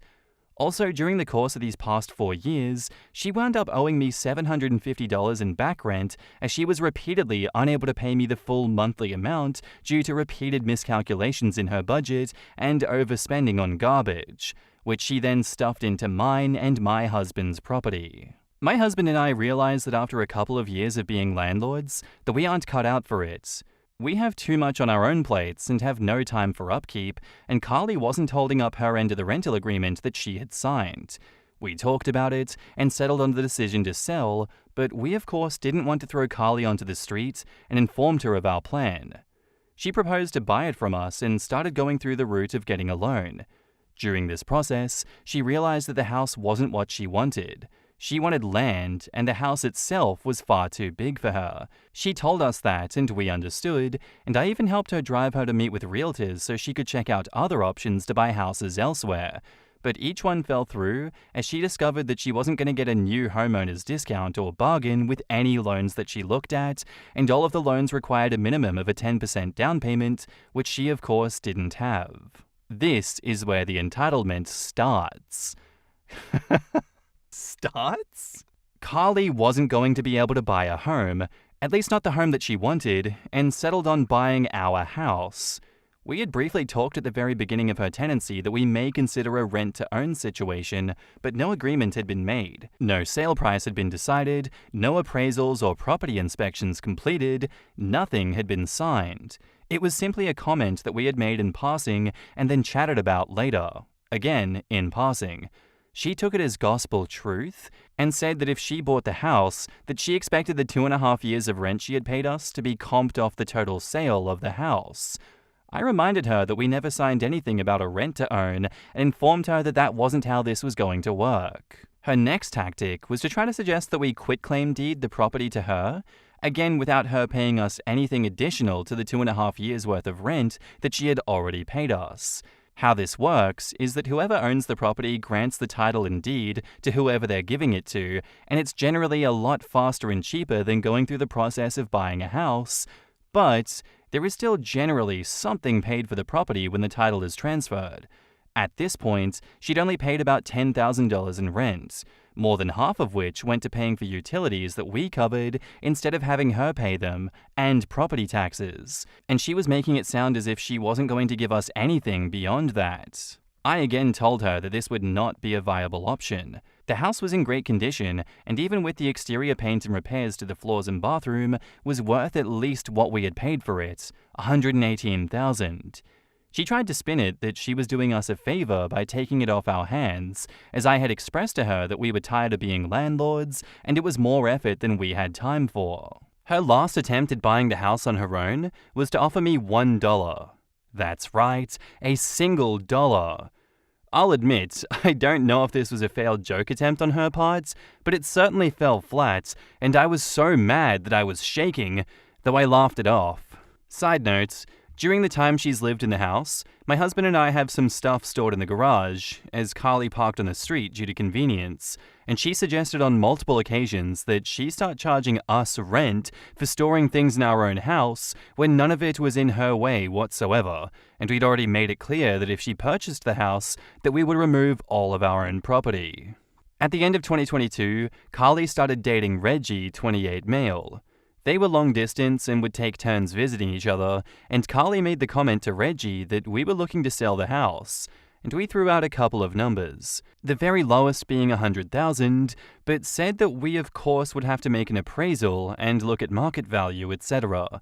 He offered to buy it from us and said that he would start the process in March/April of 2023. I was relieved, my husband was relieved, Carly was relieved. Everything was looking great. Some information about Reggie at that time: he's a retired Marine. He gets a monthly check from the government for close to $2,000 on top of his well-paying job. I'm guessing based on what Carly told me, but at the time he made his offer, he was probably making between $4,500 to $5,000 a month. When March and April came around, Carly and Reggie informed us that he would not be able to afford paying both his rent where he lived and a monthly mortgage payment, and wouldn't be able to start the purchase process then, but would start the purchase process in October instead when he planned to move in with Carly. Before Reggie moved in, an ex-friend offered to rent a room in the house from Carly and pay her, despite subletting being clearly stated in the lease agreement as prohibited. Carly so generously offered to pay us some of the amount that she was paid. The agreement fell through, and the friend did not stay in the room. I'm not exactly sure why he chose to do things the way he did, but Reggie didn't start the purchase process at all until after he'd moved and quit his job, meaning the only source of income he had to show to a mortgage company was the monthly stipend from the government, which, even with a veteran's loan, doesn't work as proof of income. When he moved in, rent increased to $1,000 a month, which is still under the value for the size of the home, and a brand new rental agreement was written and signed, stating that if they had not started the buying process to purchase the house from us by mid-April of 2024, that we would not be renewing the lease, nor would we work with them on month-to-month rental options, as myself and my husband are completely and totally over this mess. We also stated in the rental agreements that we were not going to list the house for sale as a sign of good faith to allow Reggie and Carly first choice on the house to buy it. Here's a rapid-fire list of things that have happened since October. Reggie paid the $750 that Carly owed to me in back rent. Carly and Reggie informed us at some point, either late November or early December, that they would not be buying the house as the repairs required amounted to more than $50,000. I don't know where they got this number, as I've budgeted on multiple occasions to redo the flooring, and it would be less than $15,000 to redo the entire house. Nor would repainting cost more than a few thousand, or the bathroom remodel, as they intended to do the work themselves. We repaired the major damage in the bathroom recently for less than $500. They could not acquire rental housing due to having 3 cats, and will indeed be staying in the house. We informed them that we are not renewing the lease, and reiterated our reasoning. I made the mistake of telling Carly what we owed on our mortgage, and they turned around and offered us $50,000 to buy the house from us, less than 1/3 the market value of the house if we sold it as is. We politely declined, and then promptly went home and screamed into pillows. They have repeatedly told Tia that they are desperate for money to the point of debating setting up a GoFundMe, all the while Carly has gotten 2 brand new tattoos in the past year and has an international trip that she's paid for in full that she is going on at the end of March, and Reggie has still not acquired even a part-time job. We emergency installed a water heater that Reggie paid for that I will have fully paid back by the end of March. Carly quit her job, and now the only income they'll have at the end of this week is Reggie's military stipend. Carly nonchalantly stated that we would have to renegotiate rent for this month and next month. There will be no negotiations. She made a bad decision and will have to live with the consequences of her actions. The most recent thing she did was text me 2 days ago asking if she could pay me in food for this month's rent. Knowing her, the amount she will pay will amount to only a couple of meals and maybe $75 in groceries instead of the roughly $500 that they will owe. I owe Reggie roughly $500 left to pay off the last bit of the water heater. I jokingly answered that the electricity and insurance companies don't accept food as payment, so neither can I. She then offered to pay me what it would cost to pay these expenses, and then the rest she would pay in food. I have not responded. It's been a day and a half.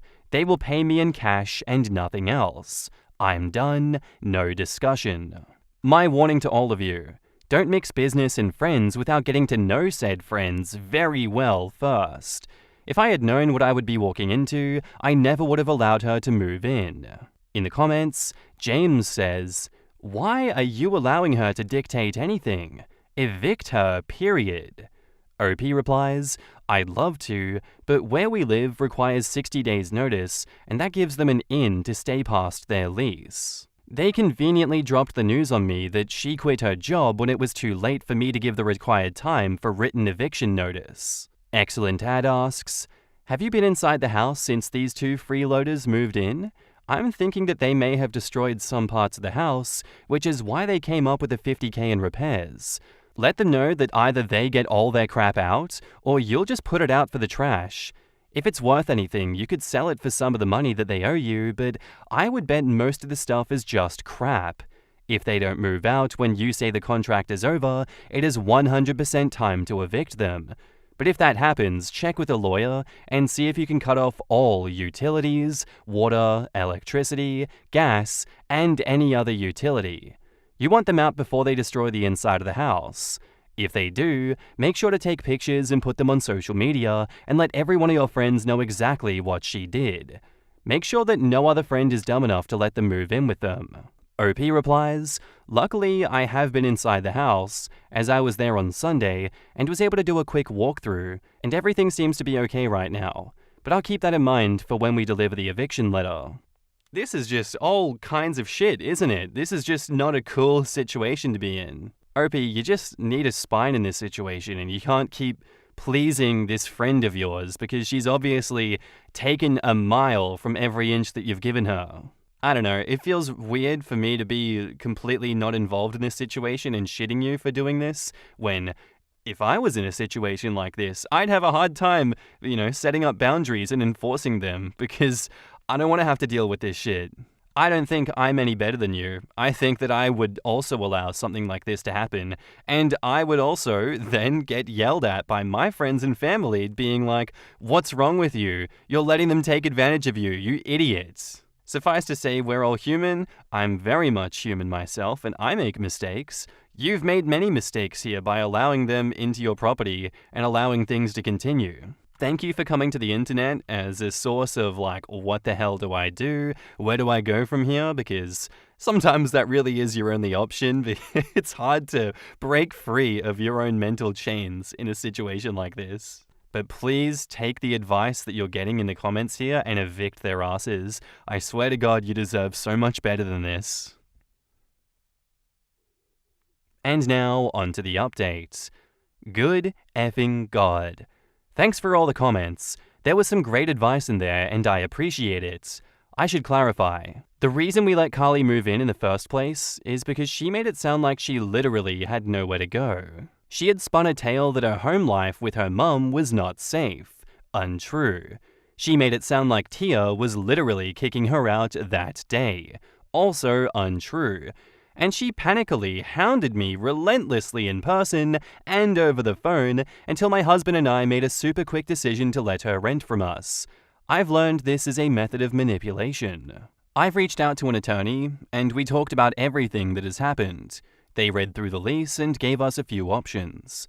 1. We wait until May 1st when Carly and Reggie are supposed to be out of the house. If they are not out, deliver an intention to sell notice. That gives them 90 days to vacate the property after the lease is up. Not ideal. 2. We deliver the intent to sell now. That means they have until mid-June to get the hell out. Still not ideal, but better.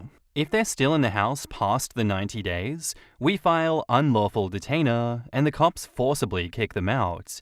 We can't evict them because we don't have the grounds. Even with all of this, the courts just about everywhere are against landlords and in favor of tenants. That the minute their rent is late, we then have grounds for eviction. That gives them 14 days to pay or get the hell out. But if they pay, the eviction process ends. Still not ideal. They can't get squatters' rights because they haven't been here for long enough. I'm going to tell her mother everything that she's done because I'm pretty sure she has no idea. I'm also telling all of our mutual friends. I've done a lot of self-reflection lately before writing this post and came to several conclusions. I know she's not my friend. I had a false idea that I was helping someone that I saw as a friend, and in the end, I enabled her shitty behavior. I'm aware that I'm a doormat. I know I don't know how to set boundaries. I spent a lot of time on the phone and in professional offices over the last few days. I'm on a waiting list to see a therapist and to learn to set boundaries because I don't ever want to teach my kids bad behaviors and habits that got me into this mess. And for all of you who mentioned that it was a miracle that my husband is still with me, he was with me along the whole process. I never did anything without his consent since we own the house 50-50. I'm taking most of the blame because Carly was my friend, and I've apologized to him, and we had a deep conversation about working on communication. He apologized for not seeing sooner that my friend wasn't who she claimed to be and didn't warn me that I was being manipulated. I'll update again when we get closer to May 1st, unless something happens sooner. OP made a final update on May 3rd, 2024, 2 months later, /same post. Update 2. This is hopefully the last update. Sorry it took so long to get back on here. They are out and have been since April 1st. And no, it wasn't a joke despite the date. Life has been insane, and I've been so overwhelmed with this whole situation that it's been hard to get back on here and face it all again. They left the house a mess, but that's not surprising. They claimed they didn't have the time or money to finish, even though there was a whole month left on their lease.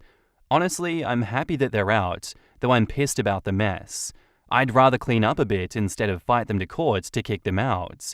I told her mum and showed her everything, and her mum was angry as well and told her off a couple of times for 1, leaving the house in the state that they did, and 2, treating me and others the way she has. I've also started therapy and am working on setting boundaries and getting over my people-pleasing. The last I spoke to Carly was yesterday because I learned from a friend that she joked about leaving the house a mess on purpose because she was mad at me. I confronted her and asked her why, even if it was a joke, because even jokes have some basis in truth. She said that it was because emotions were running high and she was stressed at the end when they were getting ready to leave, that she was frustrated with how little I did with the house while she was there, despite me repairing everything that needed it ASAP, and she was mad my husband and I stored some of our things in the garage. I explained that 1, it's our house, we can do that, 2, there was plenty of space in the garage for her things as well, and 3, none of her vehicles would have fit in the garage anyway, as they were all too long, and none of them ran, so she couldn't have even gotten them into the garage. Carly also had to junk out 2 of the vehicles that she left behind, even though she'd explained that she had someone who could keep them on their property so that she could work on them. I don't understand any of her logic. I'm done trying to figure it out. The last thing she said to me was that she was sorry, though I don't believe she genuinely is, and is just saying that to make herself feel better. Thanks to everyone that's read and commented and given advice. It's been greatly appreciated. Sorry if it's a bit anticlimactic of an ending, but I'm relieved that it's done. Some good news is that we're working with a buyer now and making steps towards selling for what the place is actually worth. In the comments, Thieving Willow says, "This is where the entitlement starts." Starts? Also, note to everyone, I have known a few people who rented after moving instead of selling. Most of them deeply regretted it. The one that didn't was paying a hefty chunk to a rental management company. He was keeping the house for his daughter and accepted that he would make very little money. Don't do this unless you're willing to treat it like the self-employed job that it is, including the possibility of losing money on your investments. I'll never understand why so many people do that instead of just selling it and sticking the money in an index fund, which requires literally 0 effort and has no risk of shitty tenants or a horrible fire or empty months or any other bullshit. In the UK at least, you won't even make more money for your effort either. Quotes, Carly's living space was an absolute disaster. That right there would have been a no for me. You don't care about the environment you live in. You're not coming in to wreck my home. The line that got me was, if I'd known what I was walking into, and don't mix business with friends without getting to know said friend very well. But she did know. She walked into Carly's space every week. She tried multiple times to help Carly set and stick to the budgets that failed.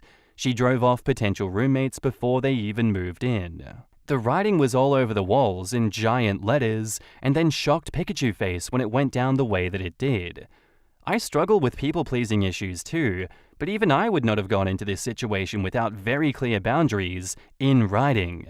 People-pleasing tendencies that powerful and self-destructive really call for something like an Alcoholics Anonymous sponsor that people can call before their conditioned responses fully take the wheel. Hi, Dave? I'm feeling really shaky right now. I think I'm on the verge of giving my tenant from hell friend keys to my property. Please help talk me down, buddy. I think that's personally some very good advice right there. I think if you do have addictive tendencies, having someone that is removed from the situation that can help talk you down would very much be a good coping mechanism for something like this. I'm surprised that something like that isn't more widely talked about because I could use someone like that. I'm sure there is so many other people out there that could use someone that can talk you out of bad decisions that you don't want to partake in yourself, but you're feeling guilted into. That's the last update that we have for now. I do hope that Carly is gone and stays gone, and that OP, you can process and heal from this and move on amicably, safely, and healthily. Am I the asshole for banning my husband and father-in-law from the delivery room due to their intensely stressful and creepy behavior during my pregnancy? There's a lot of context that the character limit cuts off, but here's the gist. My husband and I are expecting our first child, which I knew would be a really sensitive issue as his own mother died in childbirth with him. We met with a marriage counselor to talk things through at the beginning, and he swears he's been seeing his own therapist twice a month throughout my pregnancy. I don't want to call him a liar, but I'm fairly sure he's either not going or not talking about the big issue. He and his father, a hugely active part of our lives, are completely convinced that I'm going to die in childbirth. They won't openly admit it, but their behavior has reached the point where it's constantly making me feel stressed and uncomfortable. When it was my husband saying, "Please make sure your life insurance is up to date," and "I'd like to meet with a lawyer and draft a will," I was like, that's kind of intense, but okay, if that makes you feel better. When my husband asked me to go through all of my possessions and inventory what I wanted to be saved for the baby versus what I would want to be returned to my family in the event of my death, I put my foot down and said absolutely not. Too morbid. No way. My father-in-law, who lives a few blocks away and eats dinner with us 2 to 4 nights a week, got on my case about how I was making things difficult for my husband in the event that he will be a grieving widower with a newborn. I'm just going to add here that I've had a completely complication-free pregnancy and have no reason to think that I will die screaming in the coming weeks. When I tell my husband this, he calls me paranoid, but I feel like my father-in-law wants me to die. His whole life identity for the past 35 years has been amazing single dad. Never dated or had close friends or even hobbies really. And it seems like he's been looking forward to being able to guide my husband through what he went through. At this point, I'd honestly be happy to never see my father-in-law again, and I certainly don't want him in the delivery room, especially since he told me that he was putting his foot down about me not being allowed to have an epidural or laughing gas. He's a commanding presence, and I know that whatever he wants in the delivery room, he will get. I know people will say, "Oh, L&D nurses would never let that happen," but you haven't met this man. My husband, in addition to backing his dad on everything, acts like my due date is my death date and is completely pulled away from me. Every minute with him is morbid, stressful, and a reminder that our marriage seems to be crumbling.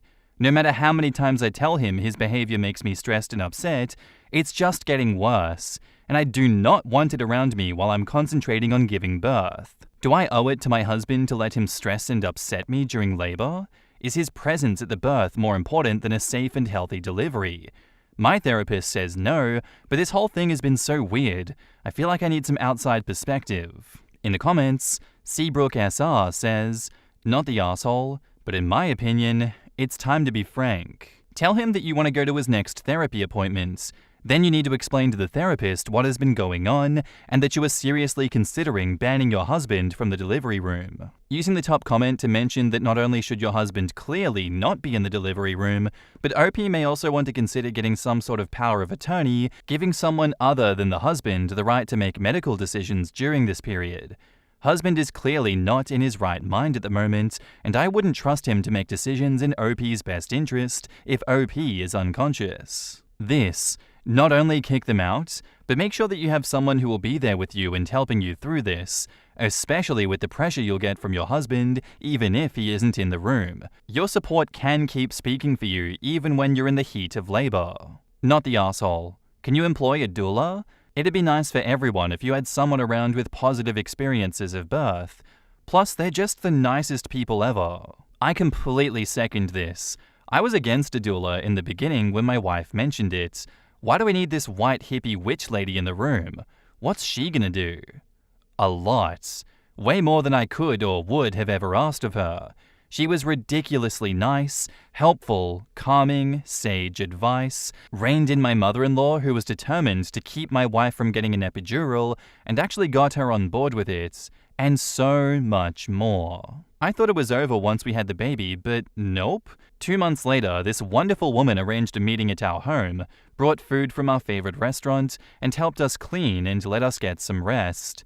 Grand total, I think we paid $750 for her services, and this also included monthly childbirth classes leading up to the birth and prenatal yoga. She even arranged a payment plan which helped a ton. Get a doula, 7 out of 5 would recommend. Me, what the hell's a doula? White hippie witch lady. Ah, okay.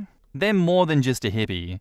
They're there to advocate for the mother and ensure that she is kept informed of what's going on, can make informed decisions, and then make sure that the mother's decisions are heard by both staff and family instead of being steamrolled.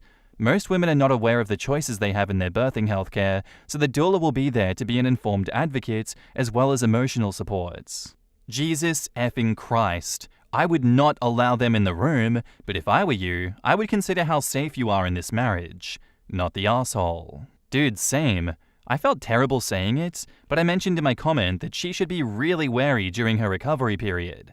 They sound unhinged.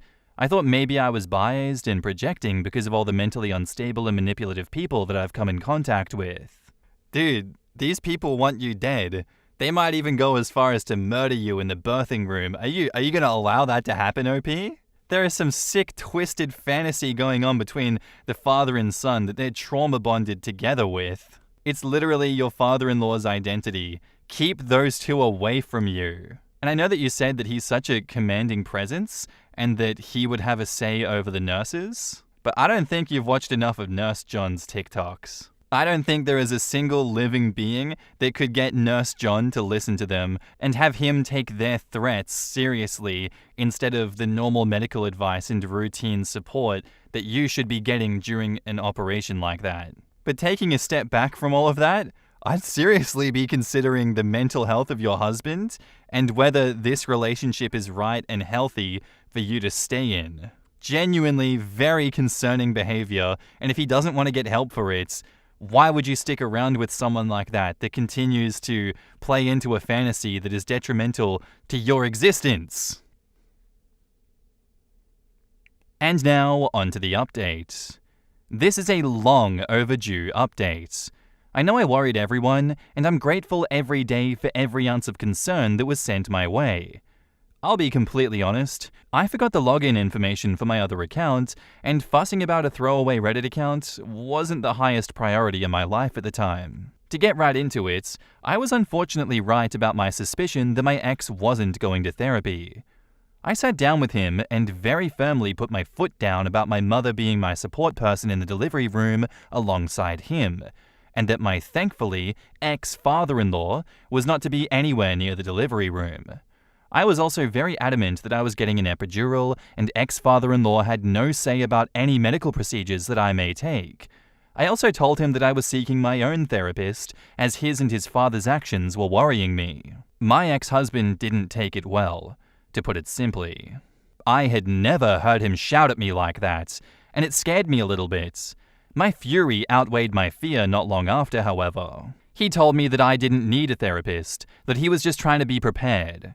I admittedly lost my temper and told him that I wasn't going to die. It wasn't my fault that his father's trauma wormed its way into his head and that he needed to fix it without taking it out on me.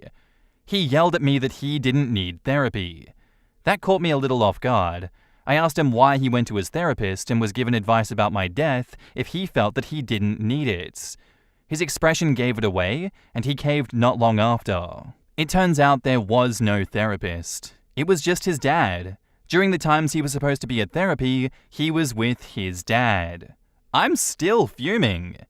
In the end, I gave him a choice. He could either go to therapy, or I was leaving. I had enough of their delusions, and he chose to refuse therapy, so I packed my things and stayed with my mother. At that point, I still wasn't planning on divorce. I'd hoped that we could possibly fix our marriage, as naive as that sounds, but my ex decided that if he couldn't convince me to go back, then he would get his father and the rest of his family to do it. I had to change my number due to the amount of harassment and vitriol that they hurled at me. In the end, it was just my mother in the delivery room as I gave birth. I'm thankful for the nursing staff. They were a godsend, and I felt safe that neither my ex nor his father would get even remotely close to the room without my say-so. The divorce is still ongoing, so I can't give too many details on that front, but I have hopes that we can work out a tentative co-parenting agreement. My ex isn't a bad father. He loves our baby girl, but our relationship is done. And as long as I live, ex-father-in-law will never be near my daughter. I'll wrap this up. I've got an adorable little toddler tugging at my leg at the moment. I'm alive, I'm happy, and I've got my baby in my arms. Life is good.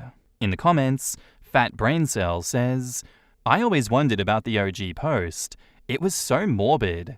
Happy to hear that she's alive and away from those horrible men. Jesus, is this the one that people were speculating in the replies that the husband and father-in-law were planning to kill her in childbirth? I always wondered what happened. All told, this is probably the best outcome because that whole story was messed up beyond belief. You know, I thought the possibility of the father-in-law and husband planning to kill her in childbirth was a bit far-fetched, but it just seems to me that father-in-law and husband were so committed to their idea of her dying in childbirth that they probably wouldn't actively cause her death. They would embrace the chance to allow her to die by passively denying her care. And if that denied care just had her deal with pain, either chronic or acute, but not kill her, well, that's just her punishment for living. And hey, X can still be the good husband supporting his disabled wife. I'm of the opinion that any man who says their wife shouldn't have an epidural should pick from the list of things that women have reported are as painful as childbirth and subject themselves to it for 24 hours with no painkillers. Compound fracture of the femur would be an easy one for him to inflict on himself. Men like to think that we should be able to endure the pain without assistance because our bodies are made to do this, so it can't be that bad.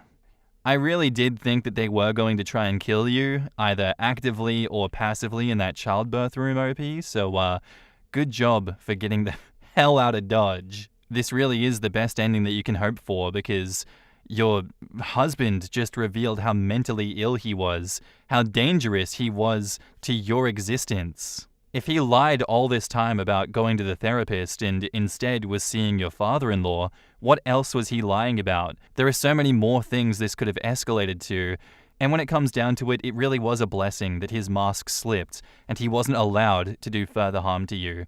I do hope that he wises up one day and realizes what he did wrong, but he may just be too far gone, unfortunately. Am I the asshole for being distant from friends over their daughter's name? I, 35 female, Anne, am longtime friends with a married couple, 40 male and 42 female. I've been distant since the pandemic when their daughter was born, and they just confronted me about it an hour ago. I started distancing when the husband started judging me for not making my marriage work. There were extreme reasons that I left that I never really broadcast for my children's sake. Some was very public when I addressed it, but the rest I've kept quiet. But the most recent issue is that I lost a child when I was 18. She was born alive, but survived only a few hours. I chose a name for her, that I confided in them, that was very special to me. A play on family names, but appropriate for a very unexpected and traumatic loss. They used the name for their daughter. I would have had no issue with this, but I found out in the Facebook announcement, which brought back some very painful and traumatic memories. I didn't say anything. I don't own the name, but I felt very disrespected that they chose not to even give me a heads up, especially as many in our friend circle know where they got it from, and I was put on the spot as far as my reaction. So I just distanced myself from them. Well, about an hour ago, I got a message from him that was very angrily worded. Apparently, he had been talking to a mutual friend about me and how I've shown no interest in their daughter, and he mentioned that them using the name without a heads up was very painful for me, and that it had put me on the spot because a lot of people had been asking for my reaction. He called me selfish and an asshole for trying to sully their joy with my pain and making everything about me, and that I should just get over it. She passed years ago. In my opinion, losing a child is something you never truly get over, and I was never rude. I never spoke badly of them or to them. I won't talk about it with anyone. I've just chosen to protect myself and to remain distant. I wanted them to enjoy their daughter. They struggled with infertility for years, and I am happy for them. It's just painful for me, and I felt very disrespected with how they handled it. Am I the asshole? Was I wrong to create distance in a 20-year friendship over this? Or was my reaction reasonable? Info, they used both the first and middle name down to the spelling. The only difference is the last name. The name was a made-up mix of my mum and grandpa's names, and the middle name was my nickname from them as a child. My mum passed away when I was a child, and my grandpa who raised them after my mum passed 3 months before my daughter did. In the comments, Quote, should just get over it. She passed years ago. This person is not your friend. Time to distance yourself permanently. Not the asshole. OP replies, I haven't responded to his email. I'm waiting until I'm calmer, but I can't say that I plan to be kind. There will definitely be a clear boundary that they are never to contact me again. I wish them well, but they definitely do not continue to have any place in my life. OP, my heart goes out to you for what you've been through. Your reaction and feelings are very reasonable. Definitely do not be kind to that person or allow them close to you anymore. I would even take a screenshot of that email for reference in case anyone in your friend group tries to say that you are overreacting. And OP replies, thank you. I forwarded the email to another friend with a clear statement of my boundaries with them going forward, and made absolutely sure that they are blocked on everything. I also removed myself from any group chats or Facebook groups that we were all in. No one's very happy with them right now. She should be honored. This sounds like some dumb childish shit. Oh, you took my name. Maybe they didn't hit her up because she's emotionally draining, or just have their own lives, or it slipped. She hit them up tripping out. I'd tell her to piss off as well. OP replies, I'm not even entirely sure you read the post. I went radio silent after their name announcement. He's angry because I won't talk to them or about them. I certainly never hit them up tripping out, as you so eloquently put it. He hit me up tripping out. I distanced myself because even I didn't realize how upsetting just hearing her name would be. Hearing it and being expected to associate it with another child, then having to deal with it while people are blowing up my phone, coming to my house, coming to my job, asking me about it, was a lot on my mental health. After that, it just wasn't worth the drama to bring up or be around them. How in God's name is their conduct an honor? For a child they never met, never mourned, and never cared about. I think the main part for me is that they don't have to get your blessing to use a name. OP replies, they didn't need my blessing. My issue is that I wasn't allowed to process hearing my daughter's full name again for the first time since her funeral privately. I had to do it with my phone blowing up with messages, people coming to my home wanting to talk about it, and people at work asking me about it. Consideration would have been a text or a phone call a day or so ahead of time, letting me know that they were using the name and letting me process, instead of being shown the post by a coworker. It's not a common name. It was one that I made up, combining my mum and my grandpa's name, and the middle name was my nickname from them as a child. Both had passed a few months before my daughter. Not the asshole. That's just crazy, honestly. People are so numb. The fact that you distance yourself shows that you're not trying to make it about you and sully their joy or whatever. Get rid of them. Terrible people. I'm sorry that happened to you. OP replies, it seemed insensitive, but not malicious at first. Now it just seems like they're trying to erase where their name originated. Not the asshole. There is something seriously wrong with a couple doing what they did. Because they know they effed up when they didn't ask your consent to use this name. Technically, no one owns a name, but now the friend circle is finding out they never even asked for your opinion on it or how it might impact you. It's taken a year to filter through the social circle, and now they're getting the tough questions from your real friends. Meanwhile, they're trying to backtrack and make it seem like you never cared enough to warrant asking? From your other comments so far, I think you're doing the right thing with not responding and letting one of your friends pass along your statement/boundary. Meanwhile, I wish you the best in your future endeavors. I'd still post the email to their Facebook announcement, but I'm a spiteful person. You need to make this distancing a permanent thing. Telling you to get over your child's death is an absolute deal breaker, and you need to sink that ship fast. No turning back after that statement. Move on, OP. Concentrate on healing, not the asshole. OP replies, yeah, I'm done.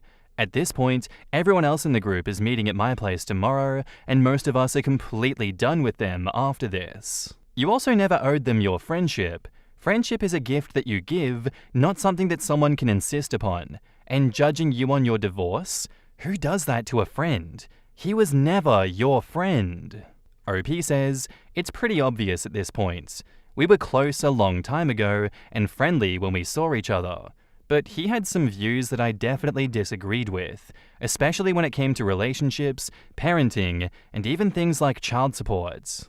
This is just speedrunning how to make your friend absolutely hate you challenge, and then what? I don't know, attacking them for not giving you the response you wanted? Also judging you in your divorce? That's not a friend. That is just someone who is psychopathic and is trying to tear you apart to get a reaction from you. What do you want? You want a fake YouTube reaction being like, oh my god, why are you doing this to me? I'm so sad. Oh my god, you're traumatizing me. Using all of the names that I used for my dead child. How could you do this? No! I want to know the thought process behind their angry email, because this is someone that has absolutely no shame. Do they expect you to remove your brain and just give them a reaction where somehow they're the good guy or something here? I don't know what they want. I'm enraged on your behalf, and I don't blame you for having no reaction, because how do you react to a situation like this besides saying nothing and wanting to stay out of it? This is why it's so hard to trust people with things that deeply affect you as a person, because you never know if someone's going to tell others about it or go as unhinged and extreme as this person has done to you, OP.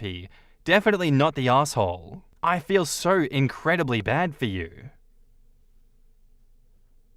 And now, onto the update. So, everyone's over at the house, and I mean everyone. Both of my friend groups came over. The friend D that I sent the screenshot to last night called everyone, and they are all furious. Her husband M called the former friend A and let him know that everyone is cutting ties with him and that he is to leave me alone. Everyone was under the consensus that while the way they handled the name was an issue, it wasn't a deal breaker since I just chose to remove myself and let it go. However, since he chose to attack me unprovoked, simply for keeping a healthy distance, that is unforgivable. This is entirely their own reaction. I didn't demand they cut ties with him. However, keep in mind that these people are the people closest to me. So when I called D last night, I was simply reaching out for support and to calm down because my knee-jerk reaction was to say, if you want to go low, I'll go lower, which is very out of character for me. I made it very clear that I was not continuing any contact with A and his wife, but I was not going to dictate their friendships and love them whether they stay friends with them or not. In the comments, One Bean says, I wonder if A was more OP's husband's friend than OP's friend, because it sounds like he doesn't like her at all. I'm wondering just how abusive OP's ex-husband was, from the way she doesn't want to talk about it. Yeah, there's a big chunk of this story missing, and it's all about the ex and his relationship with A. Wait, so they took names made with her family members' names put together for their daughter. Isn't that just weird? Like, it's not even a common name. Who just does that? They used the uncommon, family-based first and middle name of their friend's dead child for their baby. Absolutely unhinged behavior. I wonder how they expect to explain the name to the child. Like, Dad, why is my name so different? There's nobody else with this name. Well, you see, there was this one lady and she had a daughter 17 years before you were born. Anyway, the daughter died as a baby, but we kind of liked the name, so we just took it. So terrible to say that! Why can't people just be normal? So, yeah, we just took it, even though the name was extremely personal to this lady. Your first name being a unique mix of her deceased mother and her then recently deceased grandfather's names, plus your second name being the nickname that they had called her. We thought it was really cool to bring this name back to life and expected her to feel delighted, but for some weird reason, she got real quiet after we announced your name on Facebook. Then later, all of our mutual friends turned on us for no reason. Absolutely no reason at all. I am so glad to see a friend group that doesn't turn around and punish the victim and actually holds the problematic assholes accountable. Solid crew. Yes, that was a huge relief, and it actually makes me feel a little better for OP. Honestly, the husband's reaction confirms to me that the choice was made specifically to hurt OP, and that he was angry that OP didn't fall for the bait and lash out. It looks like they wanted to isolate her for some effing reason. My guess is that A wanted to use the name to get a reaction from OP. If she reacted, he can use it to point out to people that she was a terrible ex to her ex-husband. When OP opted to distance herself from A and his wife, he went nuts on her for foiling him. The good news is that OP is surrounded with friends who aren't as crazy as A, and when A's daughter asks him in the future about her name, well, I've had this happen in the moment. Someone get terribly angry that I stayed calm in the face of them obviously baiting me. They wanted ammo, I refused to provide it, and it made them even angrier, which is actually kind of fun to watch. Yeah, really, there isn't much that you should do in a situation like this besides stay stoic and not give them the reaction they want, because obviously their reaction to your no action was to lose their shit and out themselves as even worse than they already are. My headcanon theory is that the ex-husband has something to do with this, and he influenced them to smite her even more than he already had.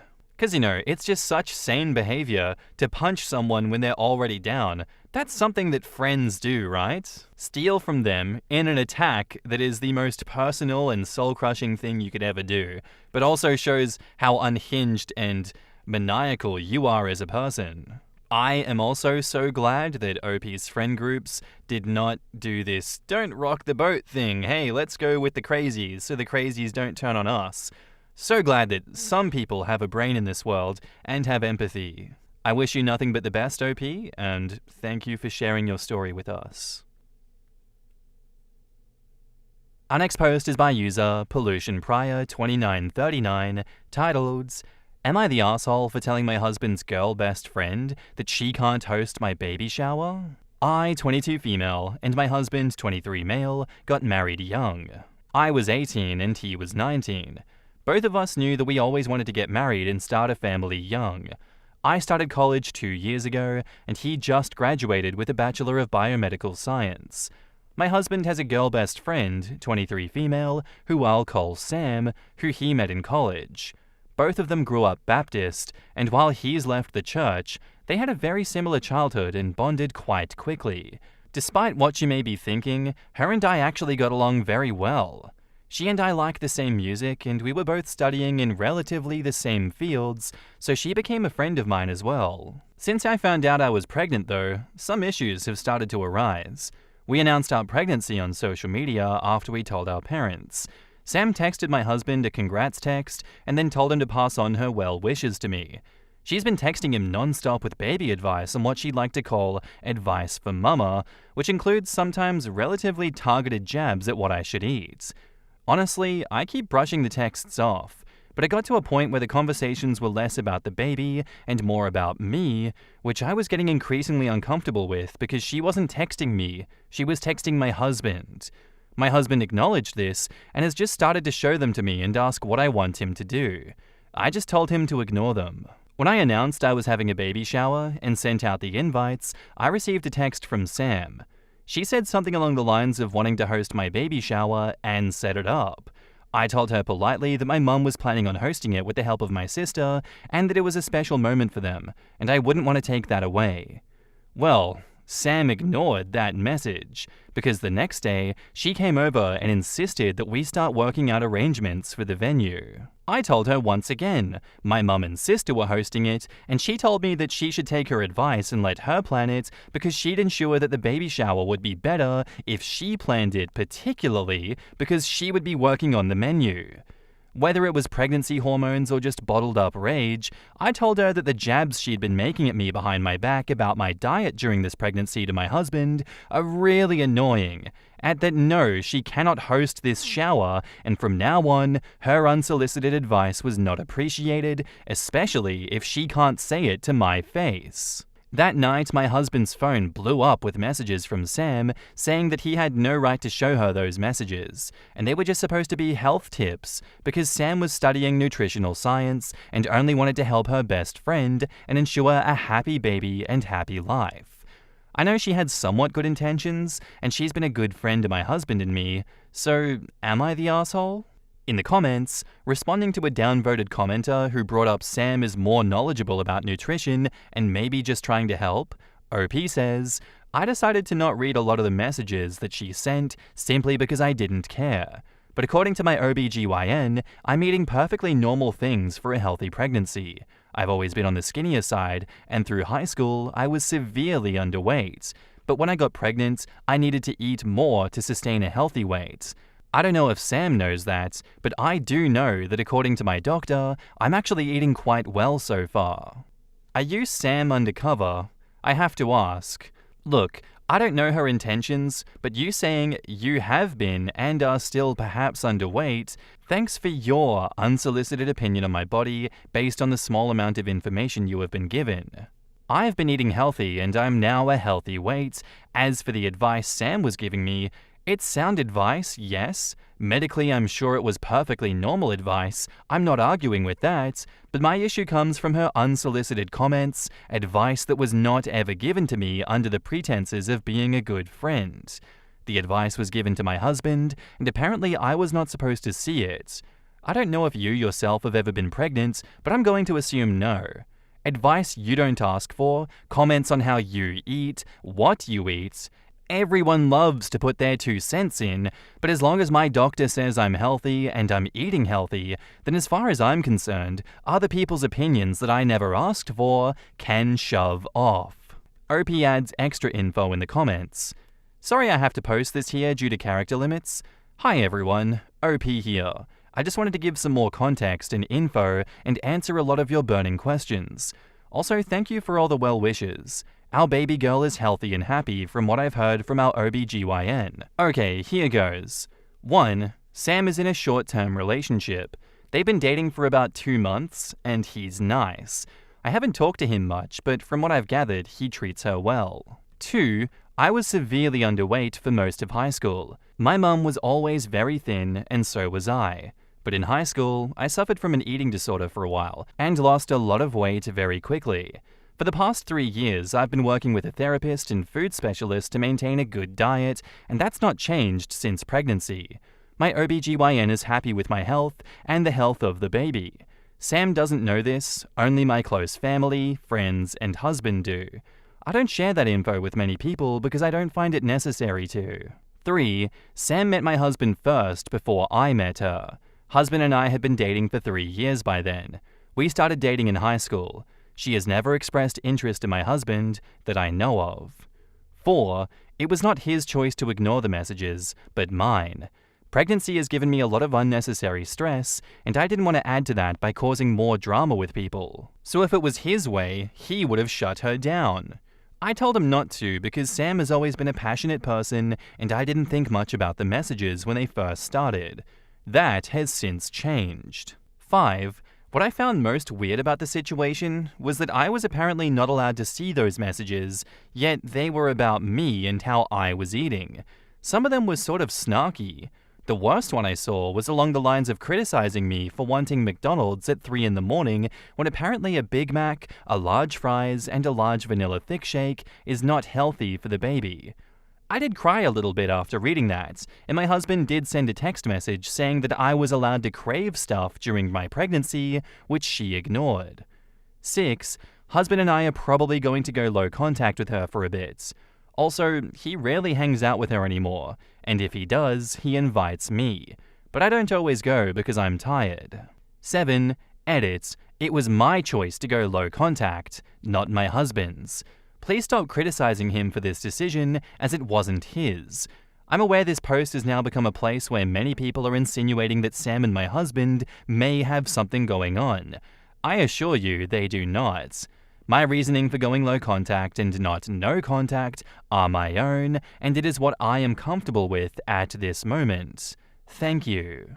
Further in the comments, Teeny Sod says, not the asshole. Your instincts are right on this one. If the two of you got along so well, why wasn't Sam texting you directly with all of her helpful advice?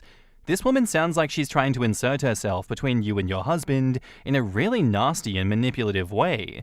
I think you need to have a serious discussion with your husband about boundaries. What did husband say after his phone blew up? Why would she text the husband about her and then say it wasn't meant for you to read? Exactly. This was the red flag to me. Why would a husband not share communications with a friend? It seems as though he sees Sam in that way, as he has been open with OP. Your husband had no right to show you those messages? I assume Sam isn't married. Healthy relationships don't have secrets. You are not the asshole. He needs to cut her off. Agree. I don't really want to be told anything that I'm not allowed to share with my spouse, but if someone texted me, here is advice specifically for your spouse, then are you not directly asking me to pass it on? When I say I won't tell anyone, my husband doesn't count. I will tell him anything and everything. Not the asshole. Sam overstepped massively to the point where it's clear that she has more than platonic feelings for your husband. If Sam was truly your friend, she would text you directly, listen to you, understand that advice doesn't have to be taken, not make this about her, and not get upset when you get shown the advice that should be meant for you. It's clear that Sam doesn't understand that there needs to be boundaries in the friendship. You and your husband have to be firm about what those boundaries are. This can't be a you or a him thing. You both have to be united in this. Not the asshole. She's messy. She really wanted him to hide the messages from his wife like it was some secret. Like she could talk about his wife and he not tell her. She's a toxic, messy person, and OP's husband did the right thing by letting her know. Ugh, these female besties irritate me to no end. They don't know boundaries, and it's like they think they're in competition with the wife. Obviously, there's a transparency within your relationship which she thought she could exploit. She needs to have several seats and leave OP and her husband alone. The husband needs to check her though. Seriously check her. I know OP keeps saying, there's nothing going on with them, but I don't know. So many red flags in the communication going on here that it does kind of feel like there's something going on with them, if not physical. Definitely a bit of an emotional, affair, does it not feel like? I'm sure this female bestie knows there are boundaries that are not supposed to be crossed, but it seems as though she continues to cross them and not care, intentionally. I don't believe that this is unintentional. Why anyone would want a man to hide messages from his wife, if not for some emotional affair going on, unless it's, some DV situation. I understand that there are some situations where it's necessary and acceptable, but in this situation, absolutely not. I think OP picks up on the fact that she's bad news, and I think OP wants husband to pick up on the fact that she's bad news, but doesn't really know how to kind of broach that topic, especially with the pregnancy hormones going on. But she's just causing a lot more drama than you need right now, especially in the midst of a pregnancy, OP. I personally wouldn't be happy with a partner staying in communication with someone that's causing this much shit. I would probably ask for tough boundaries to be set up, if not cutting her out of our life. That's just me though, not the arsehole. And now, on to the update. Hi everyone. First, I just want to thank you all for your support. Truly, it means the world. Okay, so hubby and I phoned Sam today and talked to her about the issues we were having with how she was acting. I explained that I was very uncomfortable with the fact that she had been texting my husband, not me, about my pregnancy and eating habits, and that when she assumed that she would be granted secrecy and she wasn't, she got mad. Sam explained that in the moment it seemed like a good idea not to text me directly in case she overstepped and made me mad. So she was hoping that if she explained things to my husband, he would be able to relay that information to me casually. She assured that she just wanted to help protect and nurture the baby, and to that I said that this isn't her baby. I am perfectly capable of making sure the baby is healthy.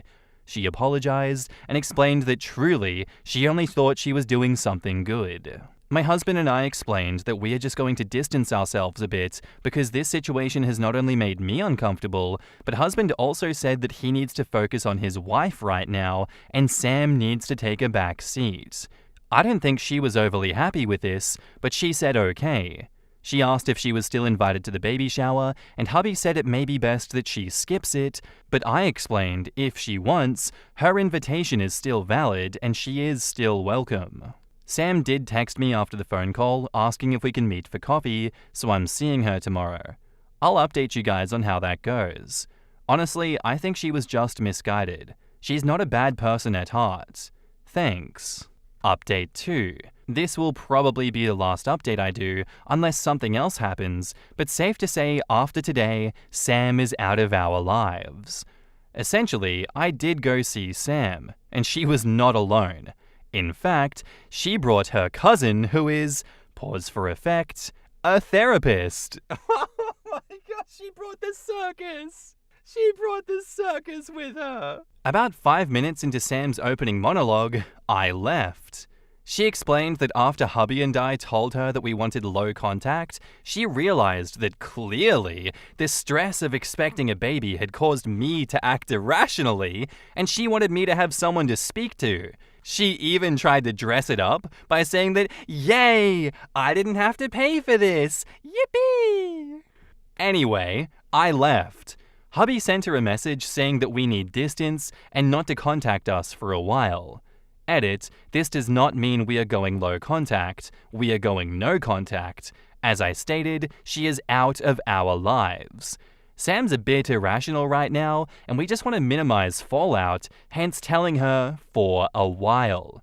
Not to psychoanalyze, but honestly, I think Sam needs help. Clearly, she cares, but it's just too much. And honestly, it's insulting how little she thinks that I can look after myself and my baby. Her overbearing personality has its limits, and honestly, I can't take it. Anyway, thank you all for your support. If there is another update, I'll post here. For now, bye! In the comments, Or Juicy says, yeah, I would have noped right out of that conversation too. Good for OP for noping out of the relationship with this person. I'd have stayed and been like, cousin, I'm so glad you're here.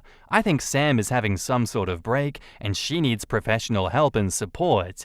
Peace. With how quickly she got her cousin to come with to treat a friend the next day, I'm gonna have to ask for a lot of credentials so I can make a complaint to the state medical board. What kind of therapist worth their salt would agree to this? Only thing I can think of is the cousin didn't know that they were being used as free therapy.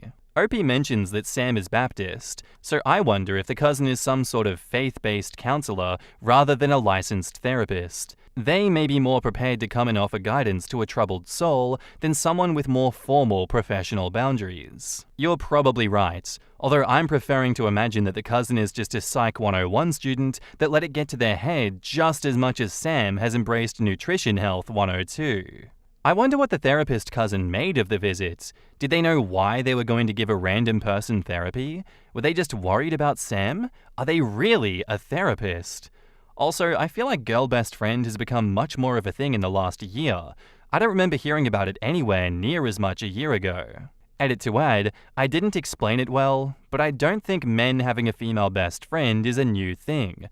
I was more thinking of the use of the term girl best friend, and lots of social media posts about discussing it, which feel more recent, like the term boy mum. I feel like a legit therapist wouldn't touch that setup with a 10-foot pole.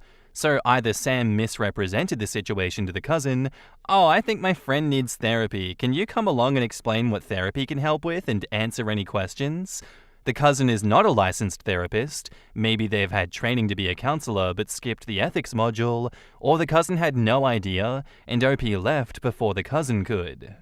I prefer to think that this was the clown bringing the whole circus along, and that the cousin was just as crazy as Sam was. I can't believe that OP was giving her a chance in the first update. Like, yes, I know it's reasonable, I know it's the right thing to do, but how do your crazy radars not just go off and be like, this woman doesn't care about me or my husband, she has been boundary stomping out the wazoo, she does not care what I have to say at all. She's just trying to prove a point and push her personal philosophy on me and my baby against what my own doctors have to say. She is a little voodoo witchcraft woman that is giving me bad juju in my life. And I say no to that. Stay away from me, devil woman. You will not be influencing my husband with your trickery, that's for sure. I send you away. Anyway, that's my 2 cents on the situation.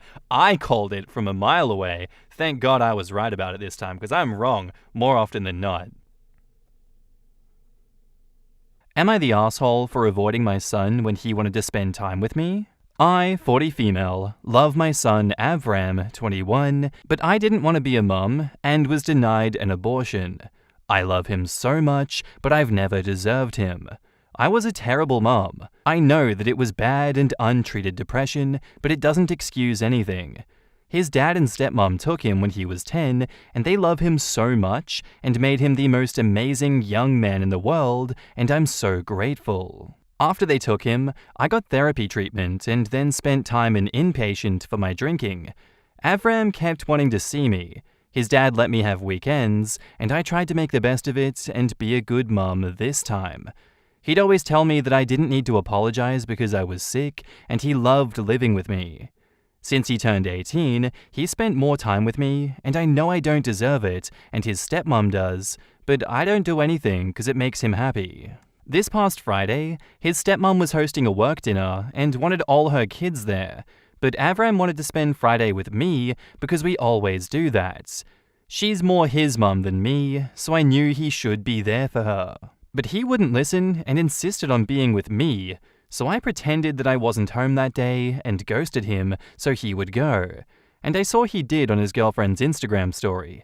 But you can see who sees stories, and she did, and messaged me that I was selfish for ghosting and that I really upset him. She essentially called me an asshole without saying it. He hasn't messaged me much since then either. I don't think I'm wrong. I'm trying to do what's best for him, and that's showing gratitude to the woman who deserves his love. But I thought to try for judgment here. In the comments, you're the asshole. He is an adult and can make his own choices about how he spends his time and who he spends it with. You need to communicate. Ghosting was a dick move. You're the asshole. Your kid is 21 and is well past the age where he can make his own decisions about which of his parents he wants to spend time with. You explained to him that he should really be with his stepmom, and it would have been his decision to not do that and hang with you instead. If I were him, I would feel so hurt by this. And OP replies, I had no intention of hurting him. Well, you have to stop trying to act like a victim and understand that your son wants to see you. My mother was similar to you. Every time I wanted to spend time with her, she blew me off or told me to go see my dad since he is better and can love me more. I rarely talk to her now. So how about you stop feeling pity for yourself and go meet and spend time with your son? You're the asshole. This is going to be harsh, and don't read it if you can't take it. He is 21. He deserves to choose how and with whom he is spending his time with. You denying your presence when he needs it is just you doing the same thing you did before. Your excuses of, I don't deserve him, his stepmom should be his priority since she's like his real mum, etc., are just that. Your excuses and your feelings, not his. Now it's time for you to make amends. Don't let your guilt deprive him of you even further. Apologize and tell him that you feel like you don't deserve him, but you'll stop being a coward and will always be there for him from now on. Make amends the way that he wants you to, not the way that you think you should. That's the best way you can own up to your past and get forgiveness from both him and yourself. OP replies, I don't mean to let my guilt deprive him of anything, and I don't mean to be a coward, but I know that I am. He's the most amazing boy that a mother could ask for, but it's true that I don't deserve him. That isn't an excuse because I did everything wrong by him. Then how about you try to do better? You playing the victim and beating yourself up won't help anyone. You might benefit from therapy if you're committed to getting better and doing better for yourself and for your son. You are so self-centered that it's nauseating. All you can talk about is yourself and how you feel. This pathetic self-pity party you're throwing for yourself is one of the most selfish things that I've ever seen on this subreddit. As I truly can't say what I think of you without getting banned, you're the asshole we'll have to do. Ghosting your kid isn't cool. At least give him the respect of being honest. Could you not have spoken to the stepmom about attending as well? OP says, she would not want me there. You're the asshole. You're very well-intentioned, but he's an adult and you're essentially trying to make decisions for him. You think you know what's best for him. You can share what you think, like, how about you see your stepmom instead since this is special? We could see each other on Saturday, etc. But you have to respect his decisions. It might be time for another round of therapy. The way you talk about your son absolutely screams unresolved issues, and it sounds like you could use some help navigating your relationship with him now that he's an adult. Your heart seems like it's in the right place. I wish you luck. OP says, I still go to therapy because my issues will never be resolved, and I've asked him to go with me, but because of his school schedule and other stuff, he's never been able to. Yeah, I understand where you're coming from with this one, OP, but I do think you're the asshole for avoiding your son, when obviously the harder but more correct thing to do would be to communicate with him. Obviously, what's done is done and we can't change the past, but we can look for forgiveness and atonement in the future. You can reach out to your son and apologize for what you've done and promise to be a better person in the future. From what I can tell, you're not in the best mental state. You haven't been in the best mental state for the entire time that your son has existed, and you are working on it actively. It's a bit sad that he doesn't want to go to therapy with you because of his school schedule and other stuff. I'm sure there's reasons and stories as to why he's avoiding that. And unfortunately, you may never get him to sit down with a therapist with you and kind of work through these issues. That's just how some people are. A lot of people are not willing to do those things. I don't think that this situation is unsalvageable. I think you very much can foster better relationships with your son. It's just that recent actions have really done a lot of damage to it. Like, ghosting him was not the go. He obviously cares about you so much and loves you to want to spend time with you instead of the stepmom, even after everything that's happened. I think you're misinterpreting his actions and this situation, and that's led you to doing things that are making you an asshole. But that's okay. We are imperfect human beings, and I think that things can and will get better if you try. And now, onto the updates. After my post, I realized how wrong I was, and I called Avram, my son, and thankfully he picked up and came over. The first thing he did before I could even talk was give me such a big hug. It almost made me cry, but I held back my tears. I talked to him about his stepmother's event and why I felt he should go, and why I felt I didn't deserve him.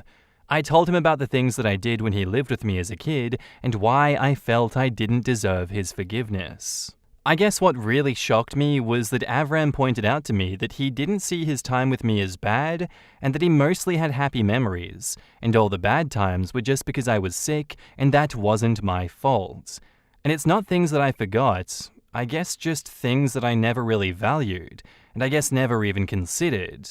Small things like how I'd take him shopping to Zella's on Sundays and always let him buy a toy. How I'd always get a special message printed on his birthday cakes.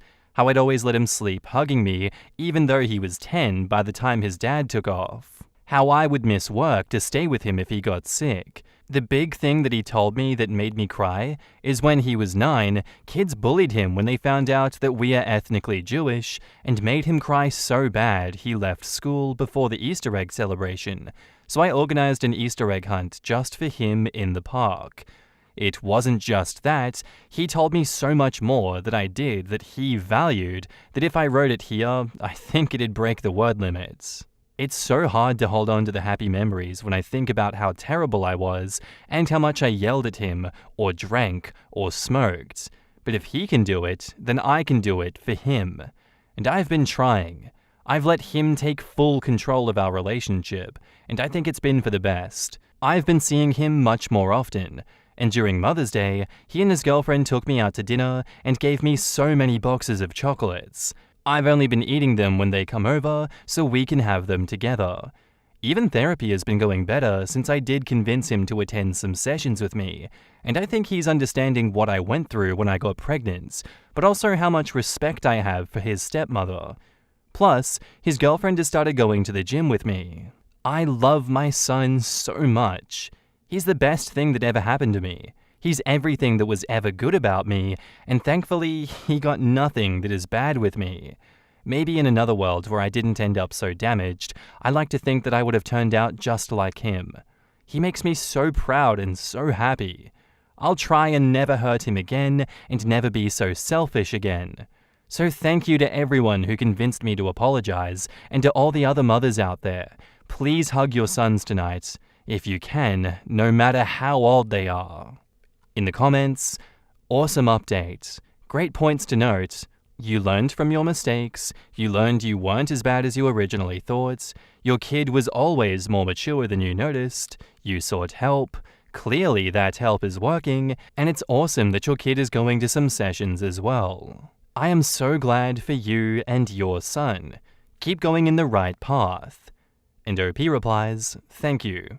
I will always try to stay on the right path for him. That is absolutely fantastic. Do it for him and do it for you. There's a ton of people rooting for you and your second chance to love yourself. God bless you. You are such an amazing person. You're doing right by him in so many different ways. You truly want the best for him. Not many people are like this. Just because you slipped and stumbled doesn't mean that you were dirt. You're loved. I love updates like this. But someone's cutting onions at my desk and I'm going to catch some weird looks from coworkers soon. I'm so happy for you, OP. I know from experience that forgiving yourself is often way harder than forgiving everyone else, especially after struggles with addiction. But it's worth the fight to do so. I'm glad you're mending that relationship. Now I need a tissue. OP says, thank you. I guess it's because I feel that I don't deserve to be forgiven. But if my son can do it, then so can I. I did beat my addiction for him, so I know I can do this. Forgiveness isn't about deserved. You don't earn forgiveness. You can't buy forgiveness. You can't work towards it. Forgiveness is given. Your son is giving you forgiveness. All you have to do is accept. Obviously, if you continue to be an asshole, the other party is less likely to offer it, but in the end, much like stepmom's party, it is his choice to make to forgive you or not, and he has. Not gonna lie, I'm ugly crying at my work desk right now. Good on you for taking advice and talking it out with him. I'm so glad he showed you the mum that he sees you as. Look at you from his eyes, mama. I'll give you a saying that my father always told me. There is no such thing as a perfect parent. You did the best with the tools you have, and that sounds accurate in your situation as well. Remember, you did the best you could with the tools you had. And obviously, you did a great job. Look at how deeply your son loves you and wants to be around you. If you were half as bad a mum as you think you were, he wouldn't want to be around you as much as he is. We are our own worst critics. OP replies, you're right. Since letting him take charge of things, I think that I can sit in his shoes. Kind of like how him going to therapy with me lets him sit in mine. A boy will always love his mum, but this past little bit has been surprising me by showing me just how much. I would do anything for my perfect boy. I'm so happy to hear that, OP, and I'm glad that things are going really well for you. I think that you did the right thing in this situation, and I'm glad that things are looking up.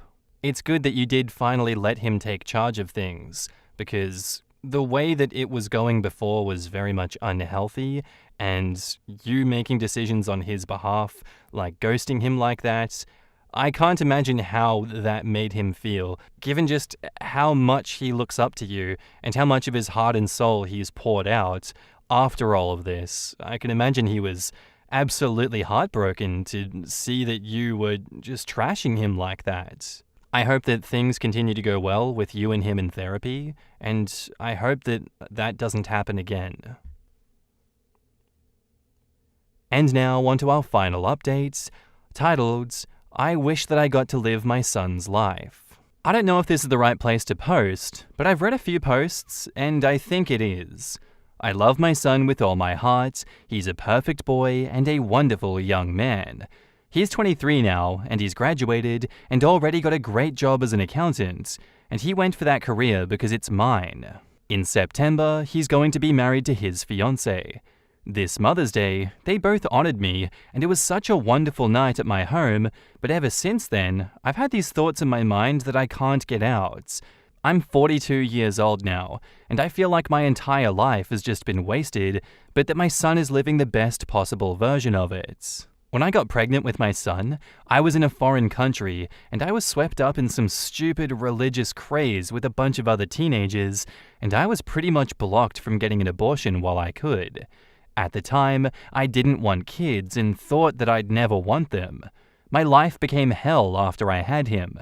I was depressed, I drank, I smoked, I did drugs a few times, and I would spend hours on hours in the gym because I was stupid and thought that I could get my body back, even in the bar, because I wanted to be flirted with like before.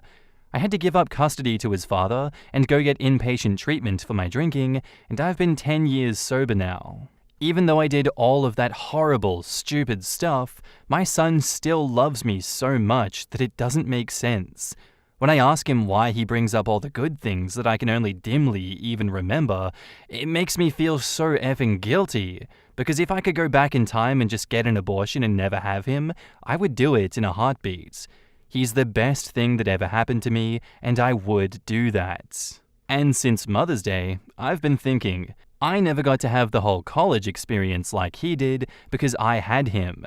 I never got to fall in love with somebody who could sweep me off of my feet and I could live out my fairy tale romance with him because I had him. I never got to have this stable and steady career where I eventually run my own business because of my mental health issues. I never got to decide if I actually did want to have kids or if it was just some teenage fear because I already had one. But he has gotten to do all of that. He's had a great time in university and graduated with distinction. He's been such a good young man because he did sweep his fiancée off her feet, and they've told me to expect to be a grandmother soon. I have no friends, I spend my time either at work or at home or at gym, and he's my only real family left, and the only one who loves me. So I shouldn't feel like this. It feels so good to hug him, and he makes me feel so happy and proud, but the moment he's gone back to his father's, I feel sick, and I honestly regret having him because I wish I could have gotten to live his life, because I feel like it should have been my life. I've told my psychiatrist this during the last session that we had, and we had a good talk, but I can't remember it now, and I don't know why it gets so hard to remember things nowadays. Does any of this make sense? Am I wrong for feeling like this? In the comments, This Is Tocha says, I'm sorry that you feel the way you do.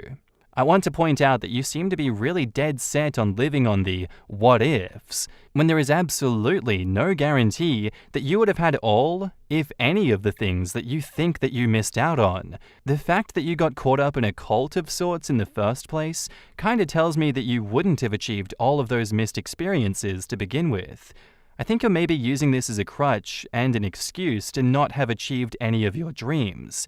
Many women still get swept off their feet and find love with children, many still go to school and earn the degree they want, and establish a business with children. It also sounds from your post like you gave up custody for a substantial amount of time, in which maybe you could have achieved all of these things. Your mental health issues could have hit you at any point for any reason. I think you'll find a lot more happiness in your life if you be real with yourself and actually just live your life. You're only 42. That's still plenty young to accomplish those things.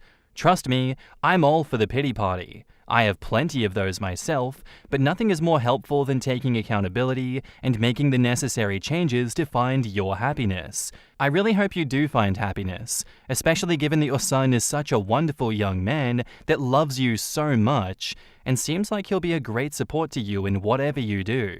OP replies, I wasn't in a cult. My family was religious and it was a bunch of us teenagers, and it was easy for us to be manipulated by traditionalists. I don't know what we were thinking getting all swept up in their promises about our futures. I still got to go to school and get a degree and a job and date and everything, but none of it was like how I dreamed it would have been because I had my son. And the time after I gave up custody of my son, I spent the first part in inpatient rehab for my alcoholism, and the rest of it is so hard to remember. I can remember a lot of specific things, but nothing general. I know that's weird, but I don't know why I couldn't do anything I dreamed about then. I just don't really remember that time that well. And I know you say that 42 is young, but it's not. I am old now. I can't go to the gym like I used to anymore. Guys barely flirt with me anymore. I never get asked out, and my career's progression has stalled. People 10 years younger than me are higher up than me now. I mean, hell, if my son's going to have a baby after he gets married, then I'll be a grandmother soon. What's more old than that? OP on having a grandchild. I can't take full credit for how my son turned out. I really didn't play much part in raising him after I gave up custody. I wasn't fit to do it anymore. Maybe if I had been, if I could really take credit for that, then maybe I wouldn't be thinking these things. I'm so lucky he loves me and is so perfect. I'll do my best to be the best grandma possible. As long as I'm not called grandma and not Zadie, I'll have nothing to complain about. I'll spoil my grandchild like my grandma used to spoil me. OP on all the people trying to cheer her up. Thank you. I appreciate everyone here trying to cheer me up, but it's like they're not getting it. I love my son, and I love that he's living such a good life. I would give anything to make sure it's always this good for him, but I hate that it wasn't like that for me. XM Marshmallow says, "Man, this one gives me so many mixed feelings. I'm glad her son still loves her and is able to see past her behavior when she was sick, but I also feel so sad that she missed out on her life to have a child that she didn't want, and she's clearly still suffering from that. Yeah, it is unfortunate. It seems that after 2 years since her original posts, she hasn't really gotten much better, and in some ways might have even gotten a little bit worse. Or hopefully, she's in the early stages of having a clear mind and looking around before starting to rebuild. I wasn't so deep down, but I've definitely been out of it and then woken up overwhelmed and devastated over lost time. Like, even her mentioning working out is a perfect analogy. If you've never been in shape, it can feel impossible. Once you've successfully gotten there, even if you fall behind again, you know how getting there feels. I don't think she has ever known what it feels like to have her life in shape. It's this quote from her that resonates with me. Maybe in another world where I didn't end up so damaged, I like to think that I would have turned out just like him. Because her son is clearly a wonderful person, a beautiful soul, and all that she wants to be. It's like being proud of him has made her understand how unproud she is of herself, and hopefully that clarity can push her in the right way. Oof. Far. Hey OP, if you ever see this, a bunch of strangers think that you are great and your son is more like you, genuinely you, than you think. You deserve having adventures like he does. God, that was a rough read. This woman clearly hates herself and her life, and the only bright light is her son, who also represents one of the worst things that happened to her and partly caused the trauma that affects her. I hope she can work through this and learn to love herself at least a little bit. What I'm trying to figure out is what foreign country she was taken to and was kept confined in when she got pregnant. She's clearly Jewish, but doesn't really give any indication as to where this happened. That's my guess too. Most Orthodox sects discourage or disallow abortion. It would have been very hard for her as a single mother as well. Not that single motherhood is easy regardless. Orthodox Jew here, there is a lot of debate within religious Jewish circles about abortion. I personally am pro-life, however, I attend the large mainline Orthodox synagogue in my city, and the head rabbi gave us a sermon from the pulpit on the Saturday, our Sabbath, after the US Supreme Court decision on Roe v. Wade, discussing different rabbinic topics on abortion, with the final opinion being that it is permissible according to Jewish. Again, this is mainstream Orthodox Judaism. I wear a black hat and am bearded and have 8 kids. Followed up with a statement about ethnically Jewish and doing Easter, I am led to the conclusion that while, according to Jewish law, this woman and her son are recognized as part of being legally of the Jewish people, she isn't a practitioner of the Jewish religion. My guess, as others have stated, is that she was a part of some fringe Christian group. Am I the asshole for refusing to go to my sister's wedding after she publicly humiliated my son?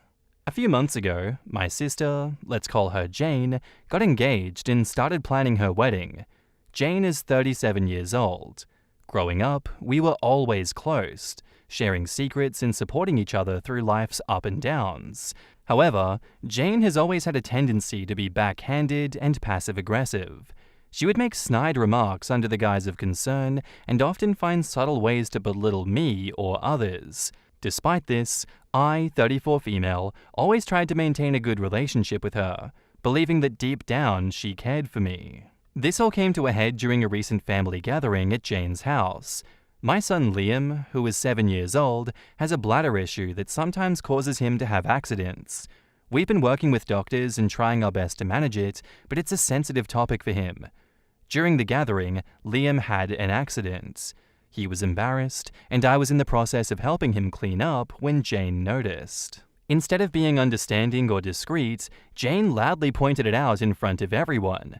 She said things like, "How disgusting," and "At this age, this is unacceptable." She even went as far as to say that Liam should be ashamed of himself and criticized me for not getting him under control. Her comments made Liam burst into tears, and I quickly took him home to comfort him. As I was gathering our things to leave, Jane came over, still clearly upset. She asked me why I was leaving.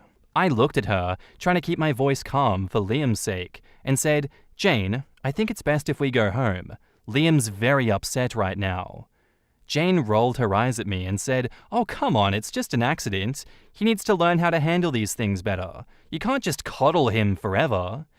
My patience was wearing thin, but I tried to explain again. "Jane, Liam has a medical condition. We're working with doctors, and it's a sensitive issue for him. Your comments just now were really hurtful." I was just telling the truth. He needs to toughen up. You're not doing him any favors by babying him. At this point, I was furious, but didn't want to escalate the situation in front of Liam. I took a deep breath and said, "We'll talk about this later, Jane. Right now, I need to take care of my son." Without waiting for a response, I gathered Liam and headed to the car. On the drive home, I couldn't shake the image of Jane's face and her harsh words. This wasn't the first time that she'd made Liam feel bad about his condition. Each time, I had hoped that she would understand and show some empathy, but it seemed like she was only getting worse. The next day, I called Jane to talk about what had happened.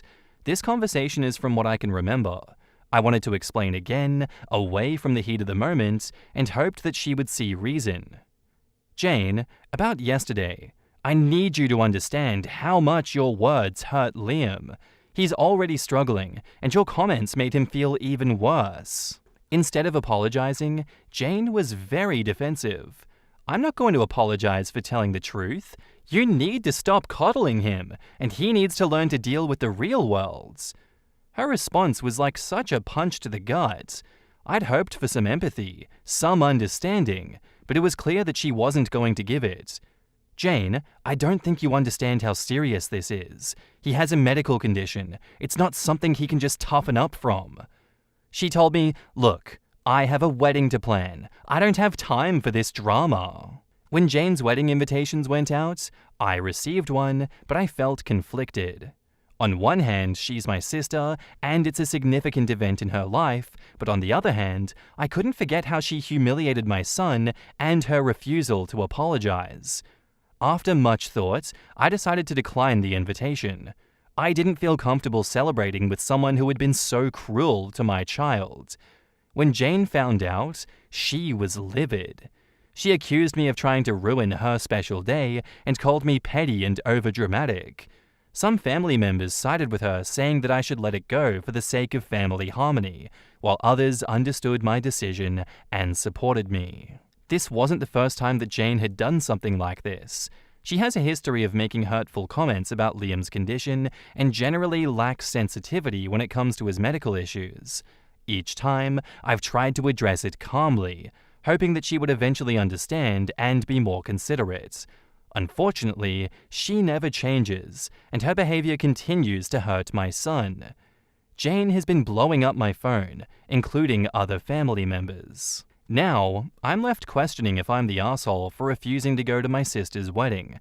I don't want to cause family drama, but I also feel strongly about standing up for my son. This wedding is just the latest incident in a long line of hurtful behavior from Jane, and I'm not sure how much more I can take. So am I the asshole for refusing to go to my sister's wedding after she publicly humiliated my son? In the comments, STL Hockey Girl says, "You need to do more as his parent.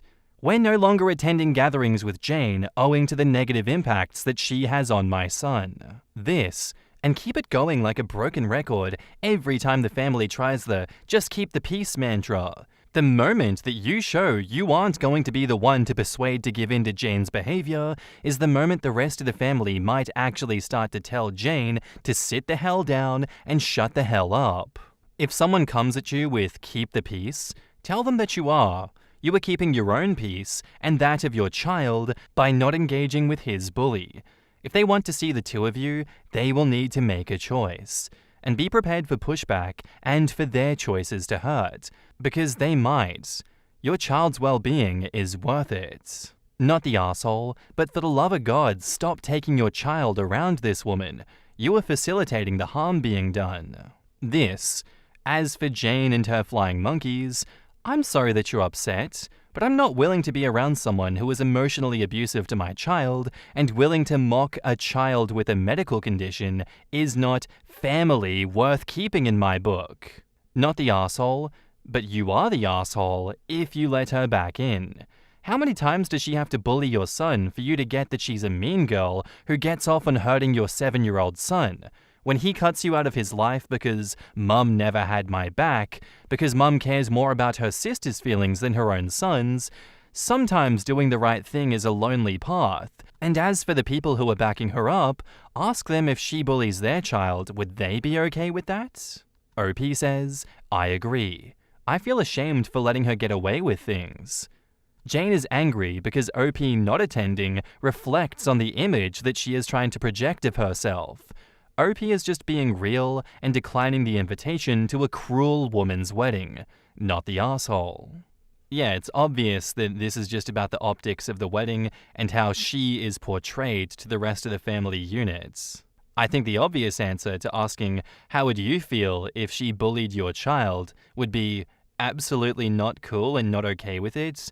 But as reality stands right now, it's not happening to their child, so they don't have to deal with that thought and with the negative emotions tied to it.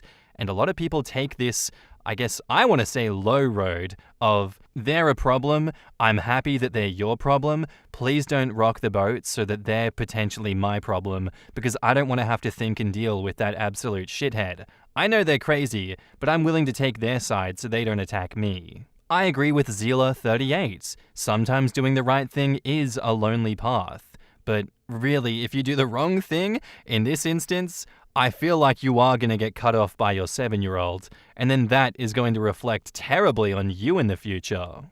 I don't think that you're going to do that. I would hope that you don't do it, but as it stands right now, you're not the arsehole. And now, on to the updates.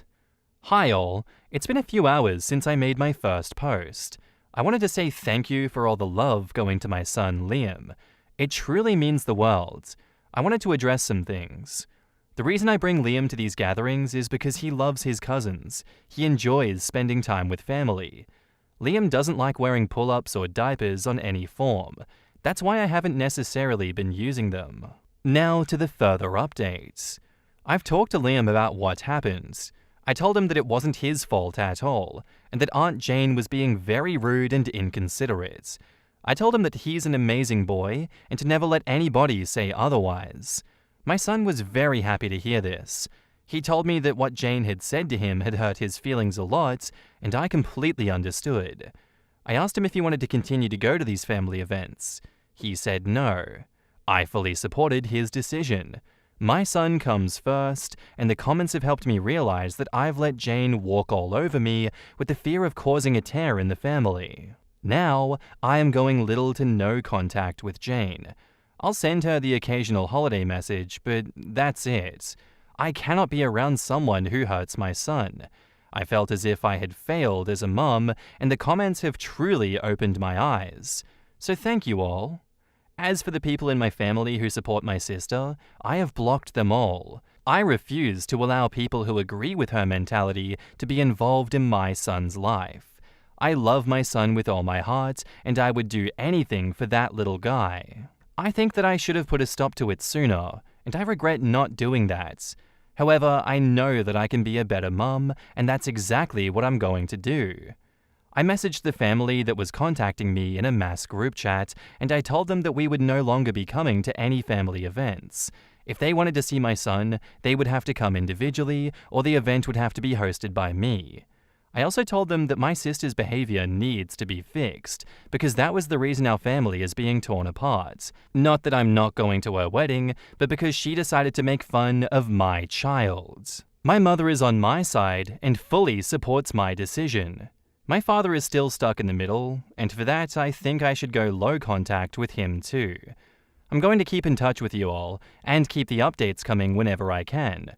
All I know is that even if she gives my son the apology he deserves, I want nothing to do with her.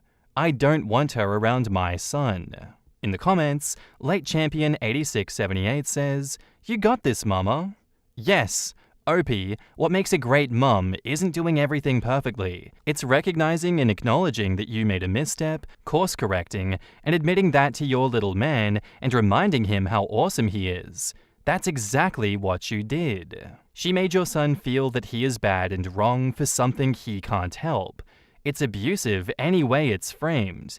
She made a point to shame him publicly and loudly. You are not wrong at all. I'm glad your mum supports you.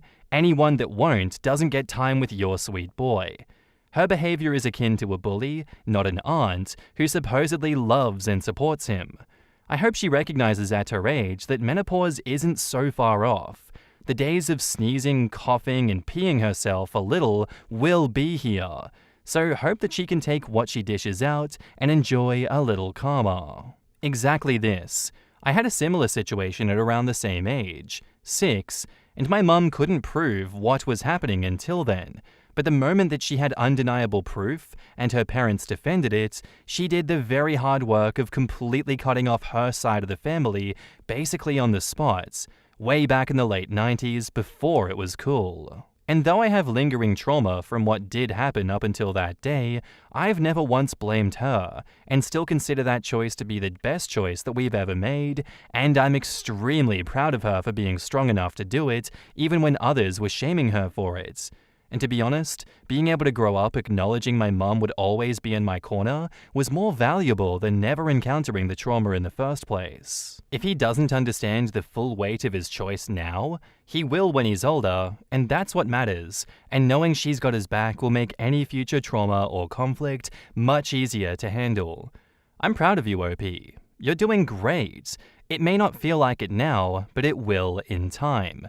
Hold strong. As someone 30 years in your future, I promise you it's worth it. Why aren't they telling Jane to curb her tongue in regards to Liam for the sake of family harmony? Well, because it's not about who was in the wrong, but who is higher in the family pecking order. That's the comment there, the real point. Just like, that's just how she is. Well, how about how I just effing am? You've just unlocked buried trauma. My mum would say this all the effing time, about how that's just how your sister is, and that I should know better than to react the way that I do. At some point you have to stop giving assholes another chance to hurt the people you love. I applaud OP in holding a hard line against her sister's abuse, and the flying monkeys who crave family harmony, but do nothing to hold Jane accountable. Jane and the rest of them just need to toughen up. They're adults, they shouldn't be so easily upset when dealing with the consequences of their actions.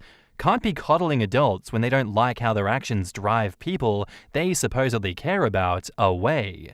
Adults who want kids to toughen up better be tough enough themselves when what they dished out gets served back at them. Yeah, I reckon that's true.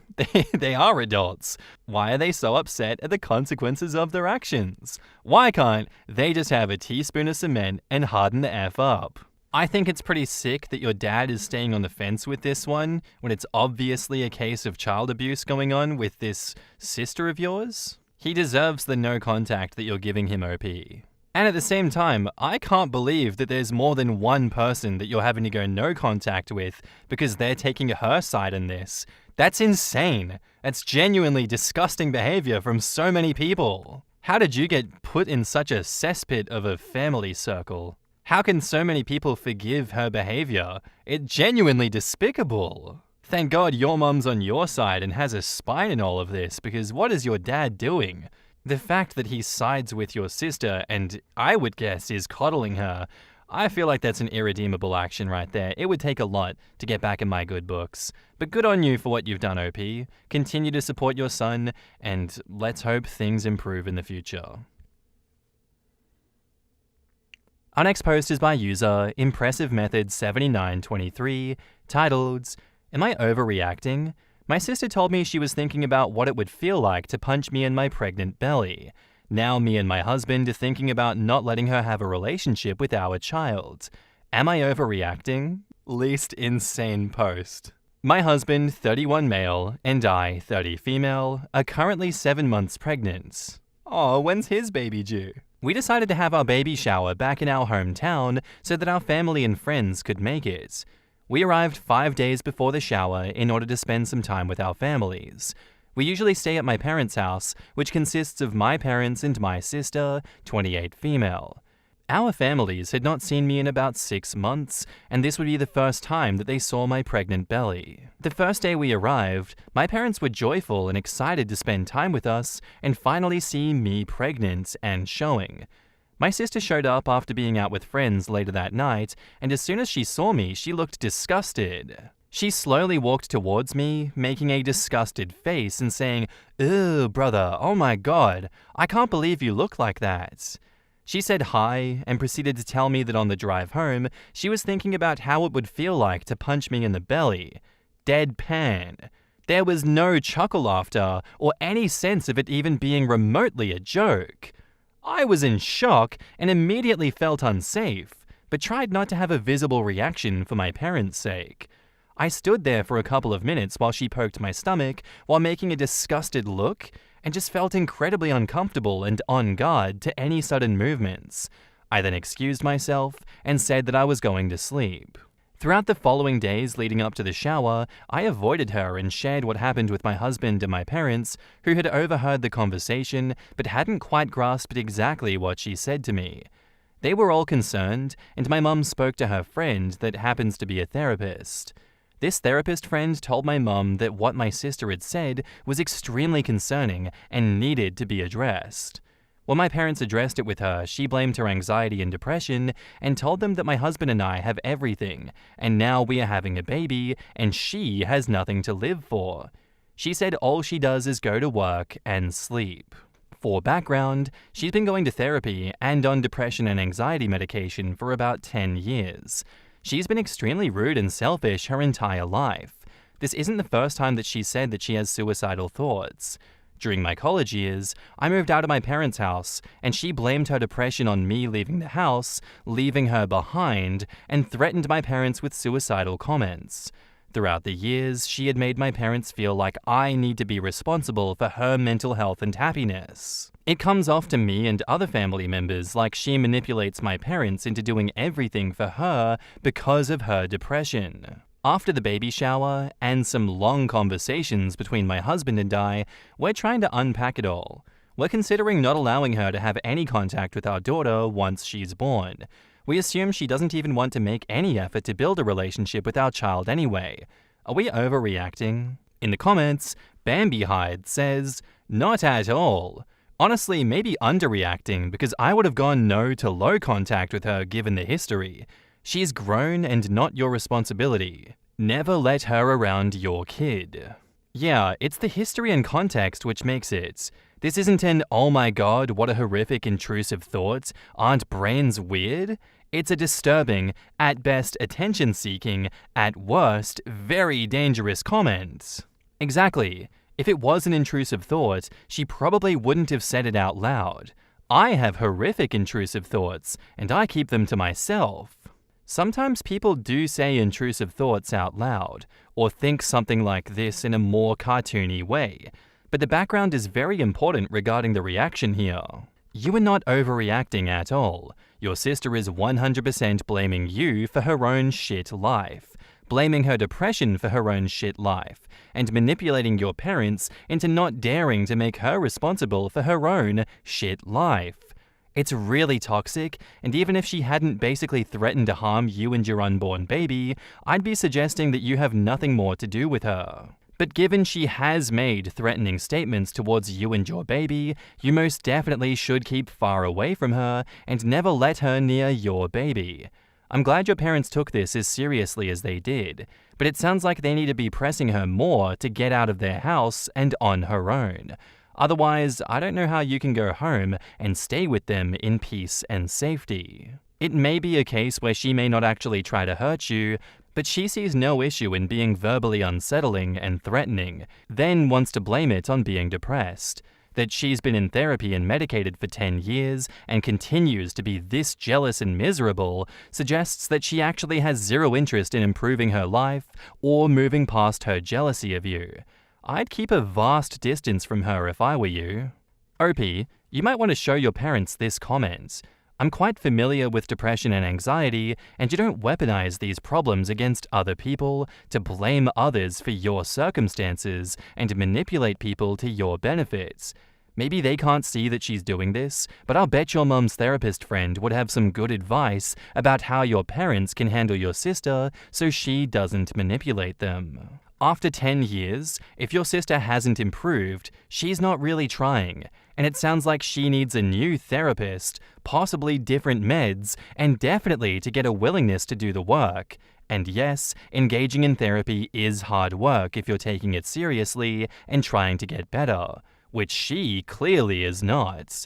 You are definitely wise to keep your child away from your sister. I'd say even keep yourselves away as much as possible. No contact. Why deal with her toxicity at all? You don't need her energy in your lives. Trust your instincts, and congratulations on your pregnancy. Yeah, I don't think that you should stay in contact with her. After 10 years, you would think that there's some difference here, but she's just straight up threatened you. I know in her mind it's a joke, but I don't see the joke. I don't want anyone that threatens, even in a joking way, to punch a pregnant belly.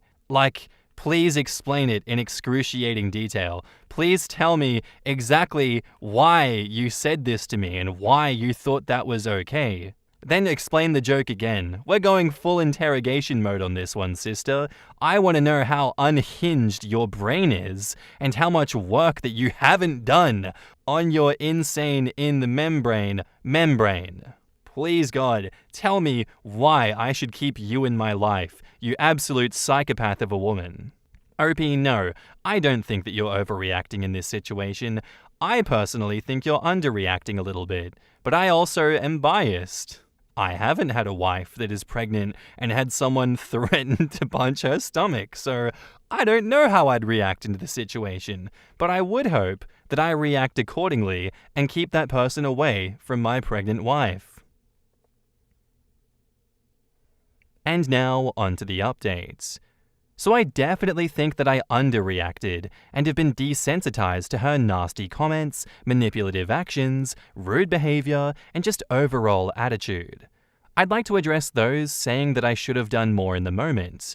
Yes, I should have, but it's easy to see that when thinking back on it, or when, like you, I'm sitting behind a screen reading the situation and what you think you would have done. Okay, call me out, huh?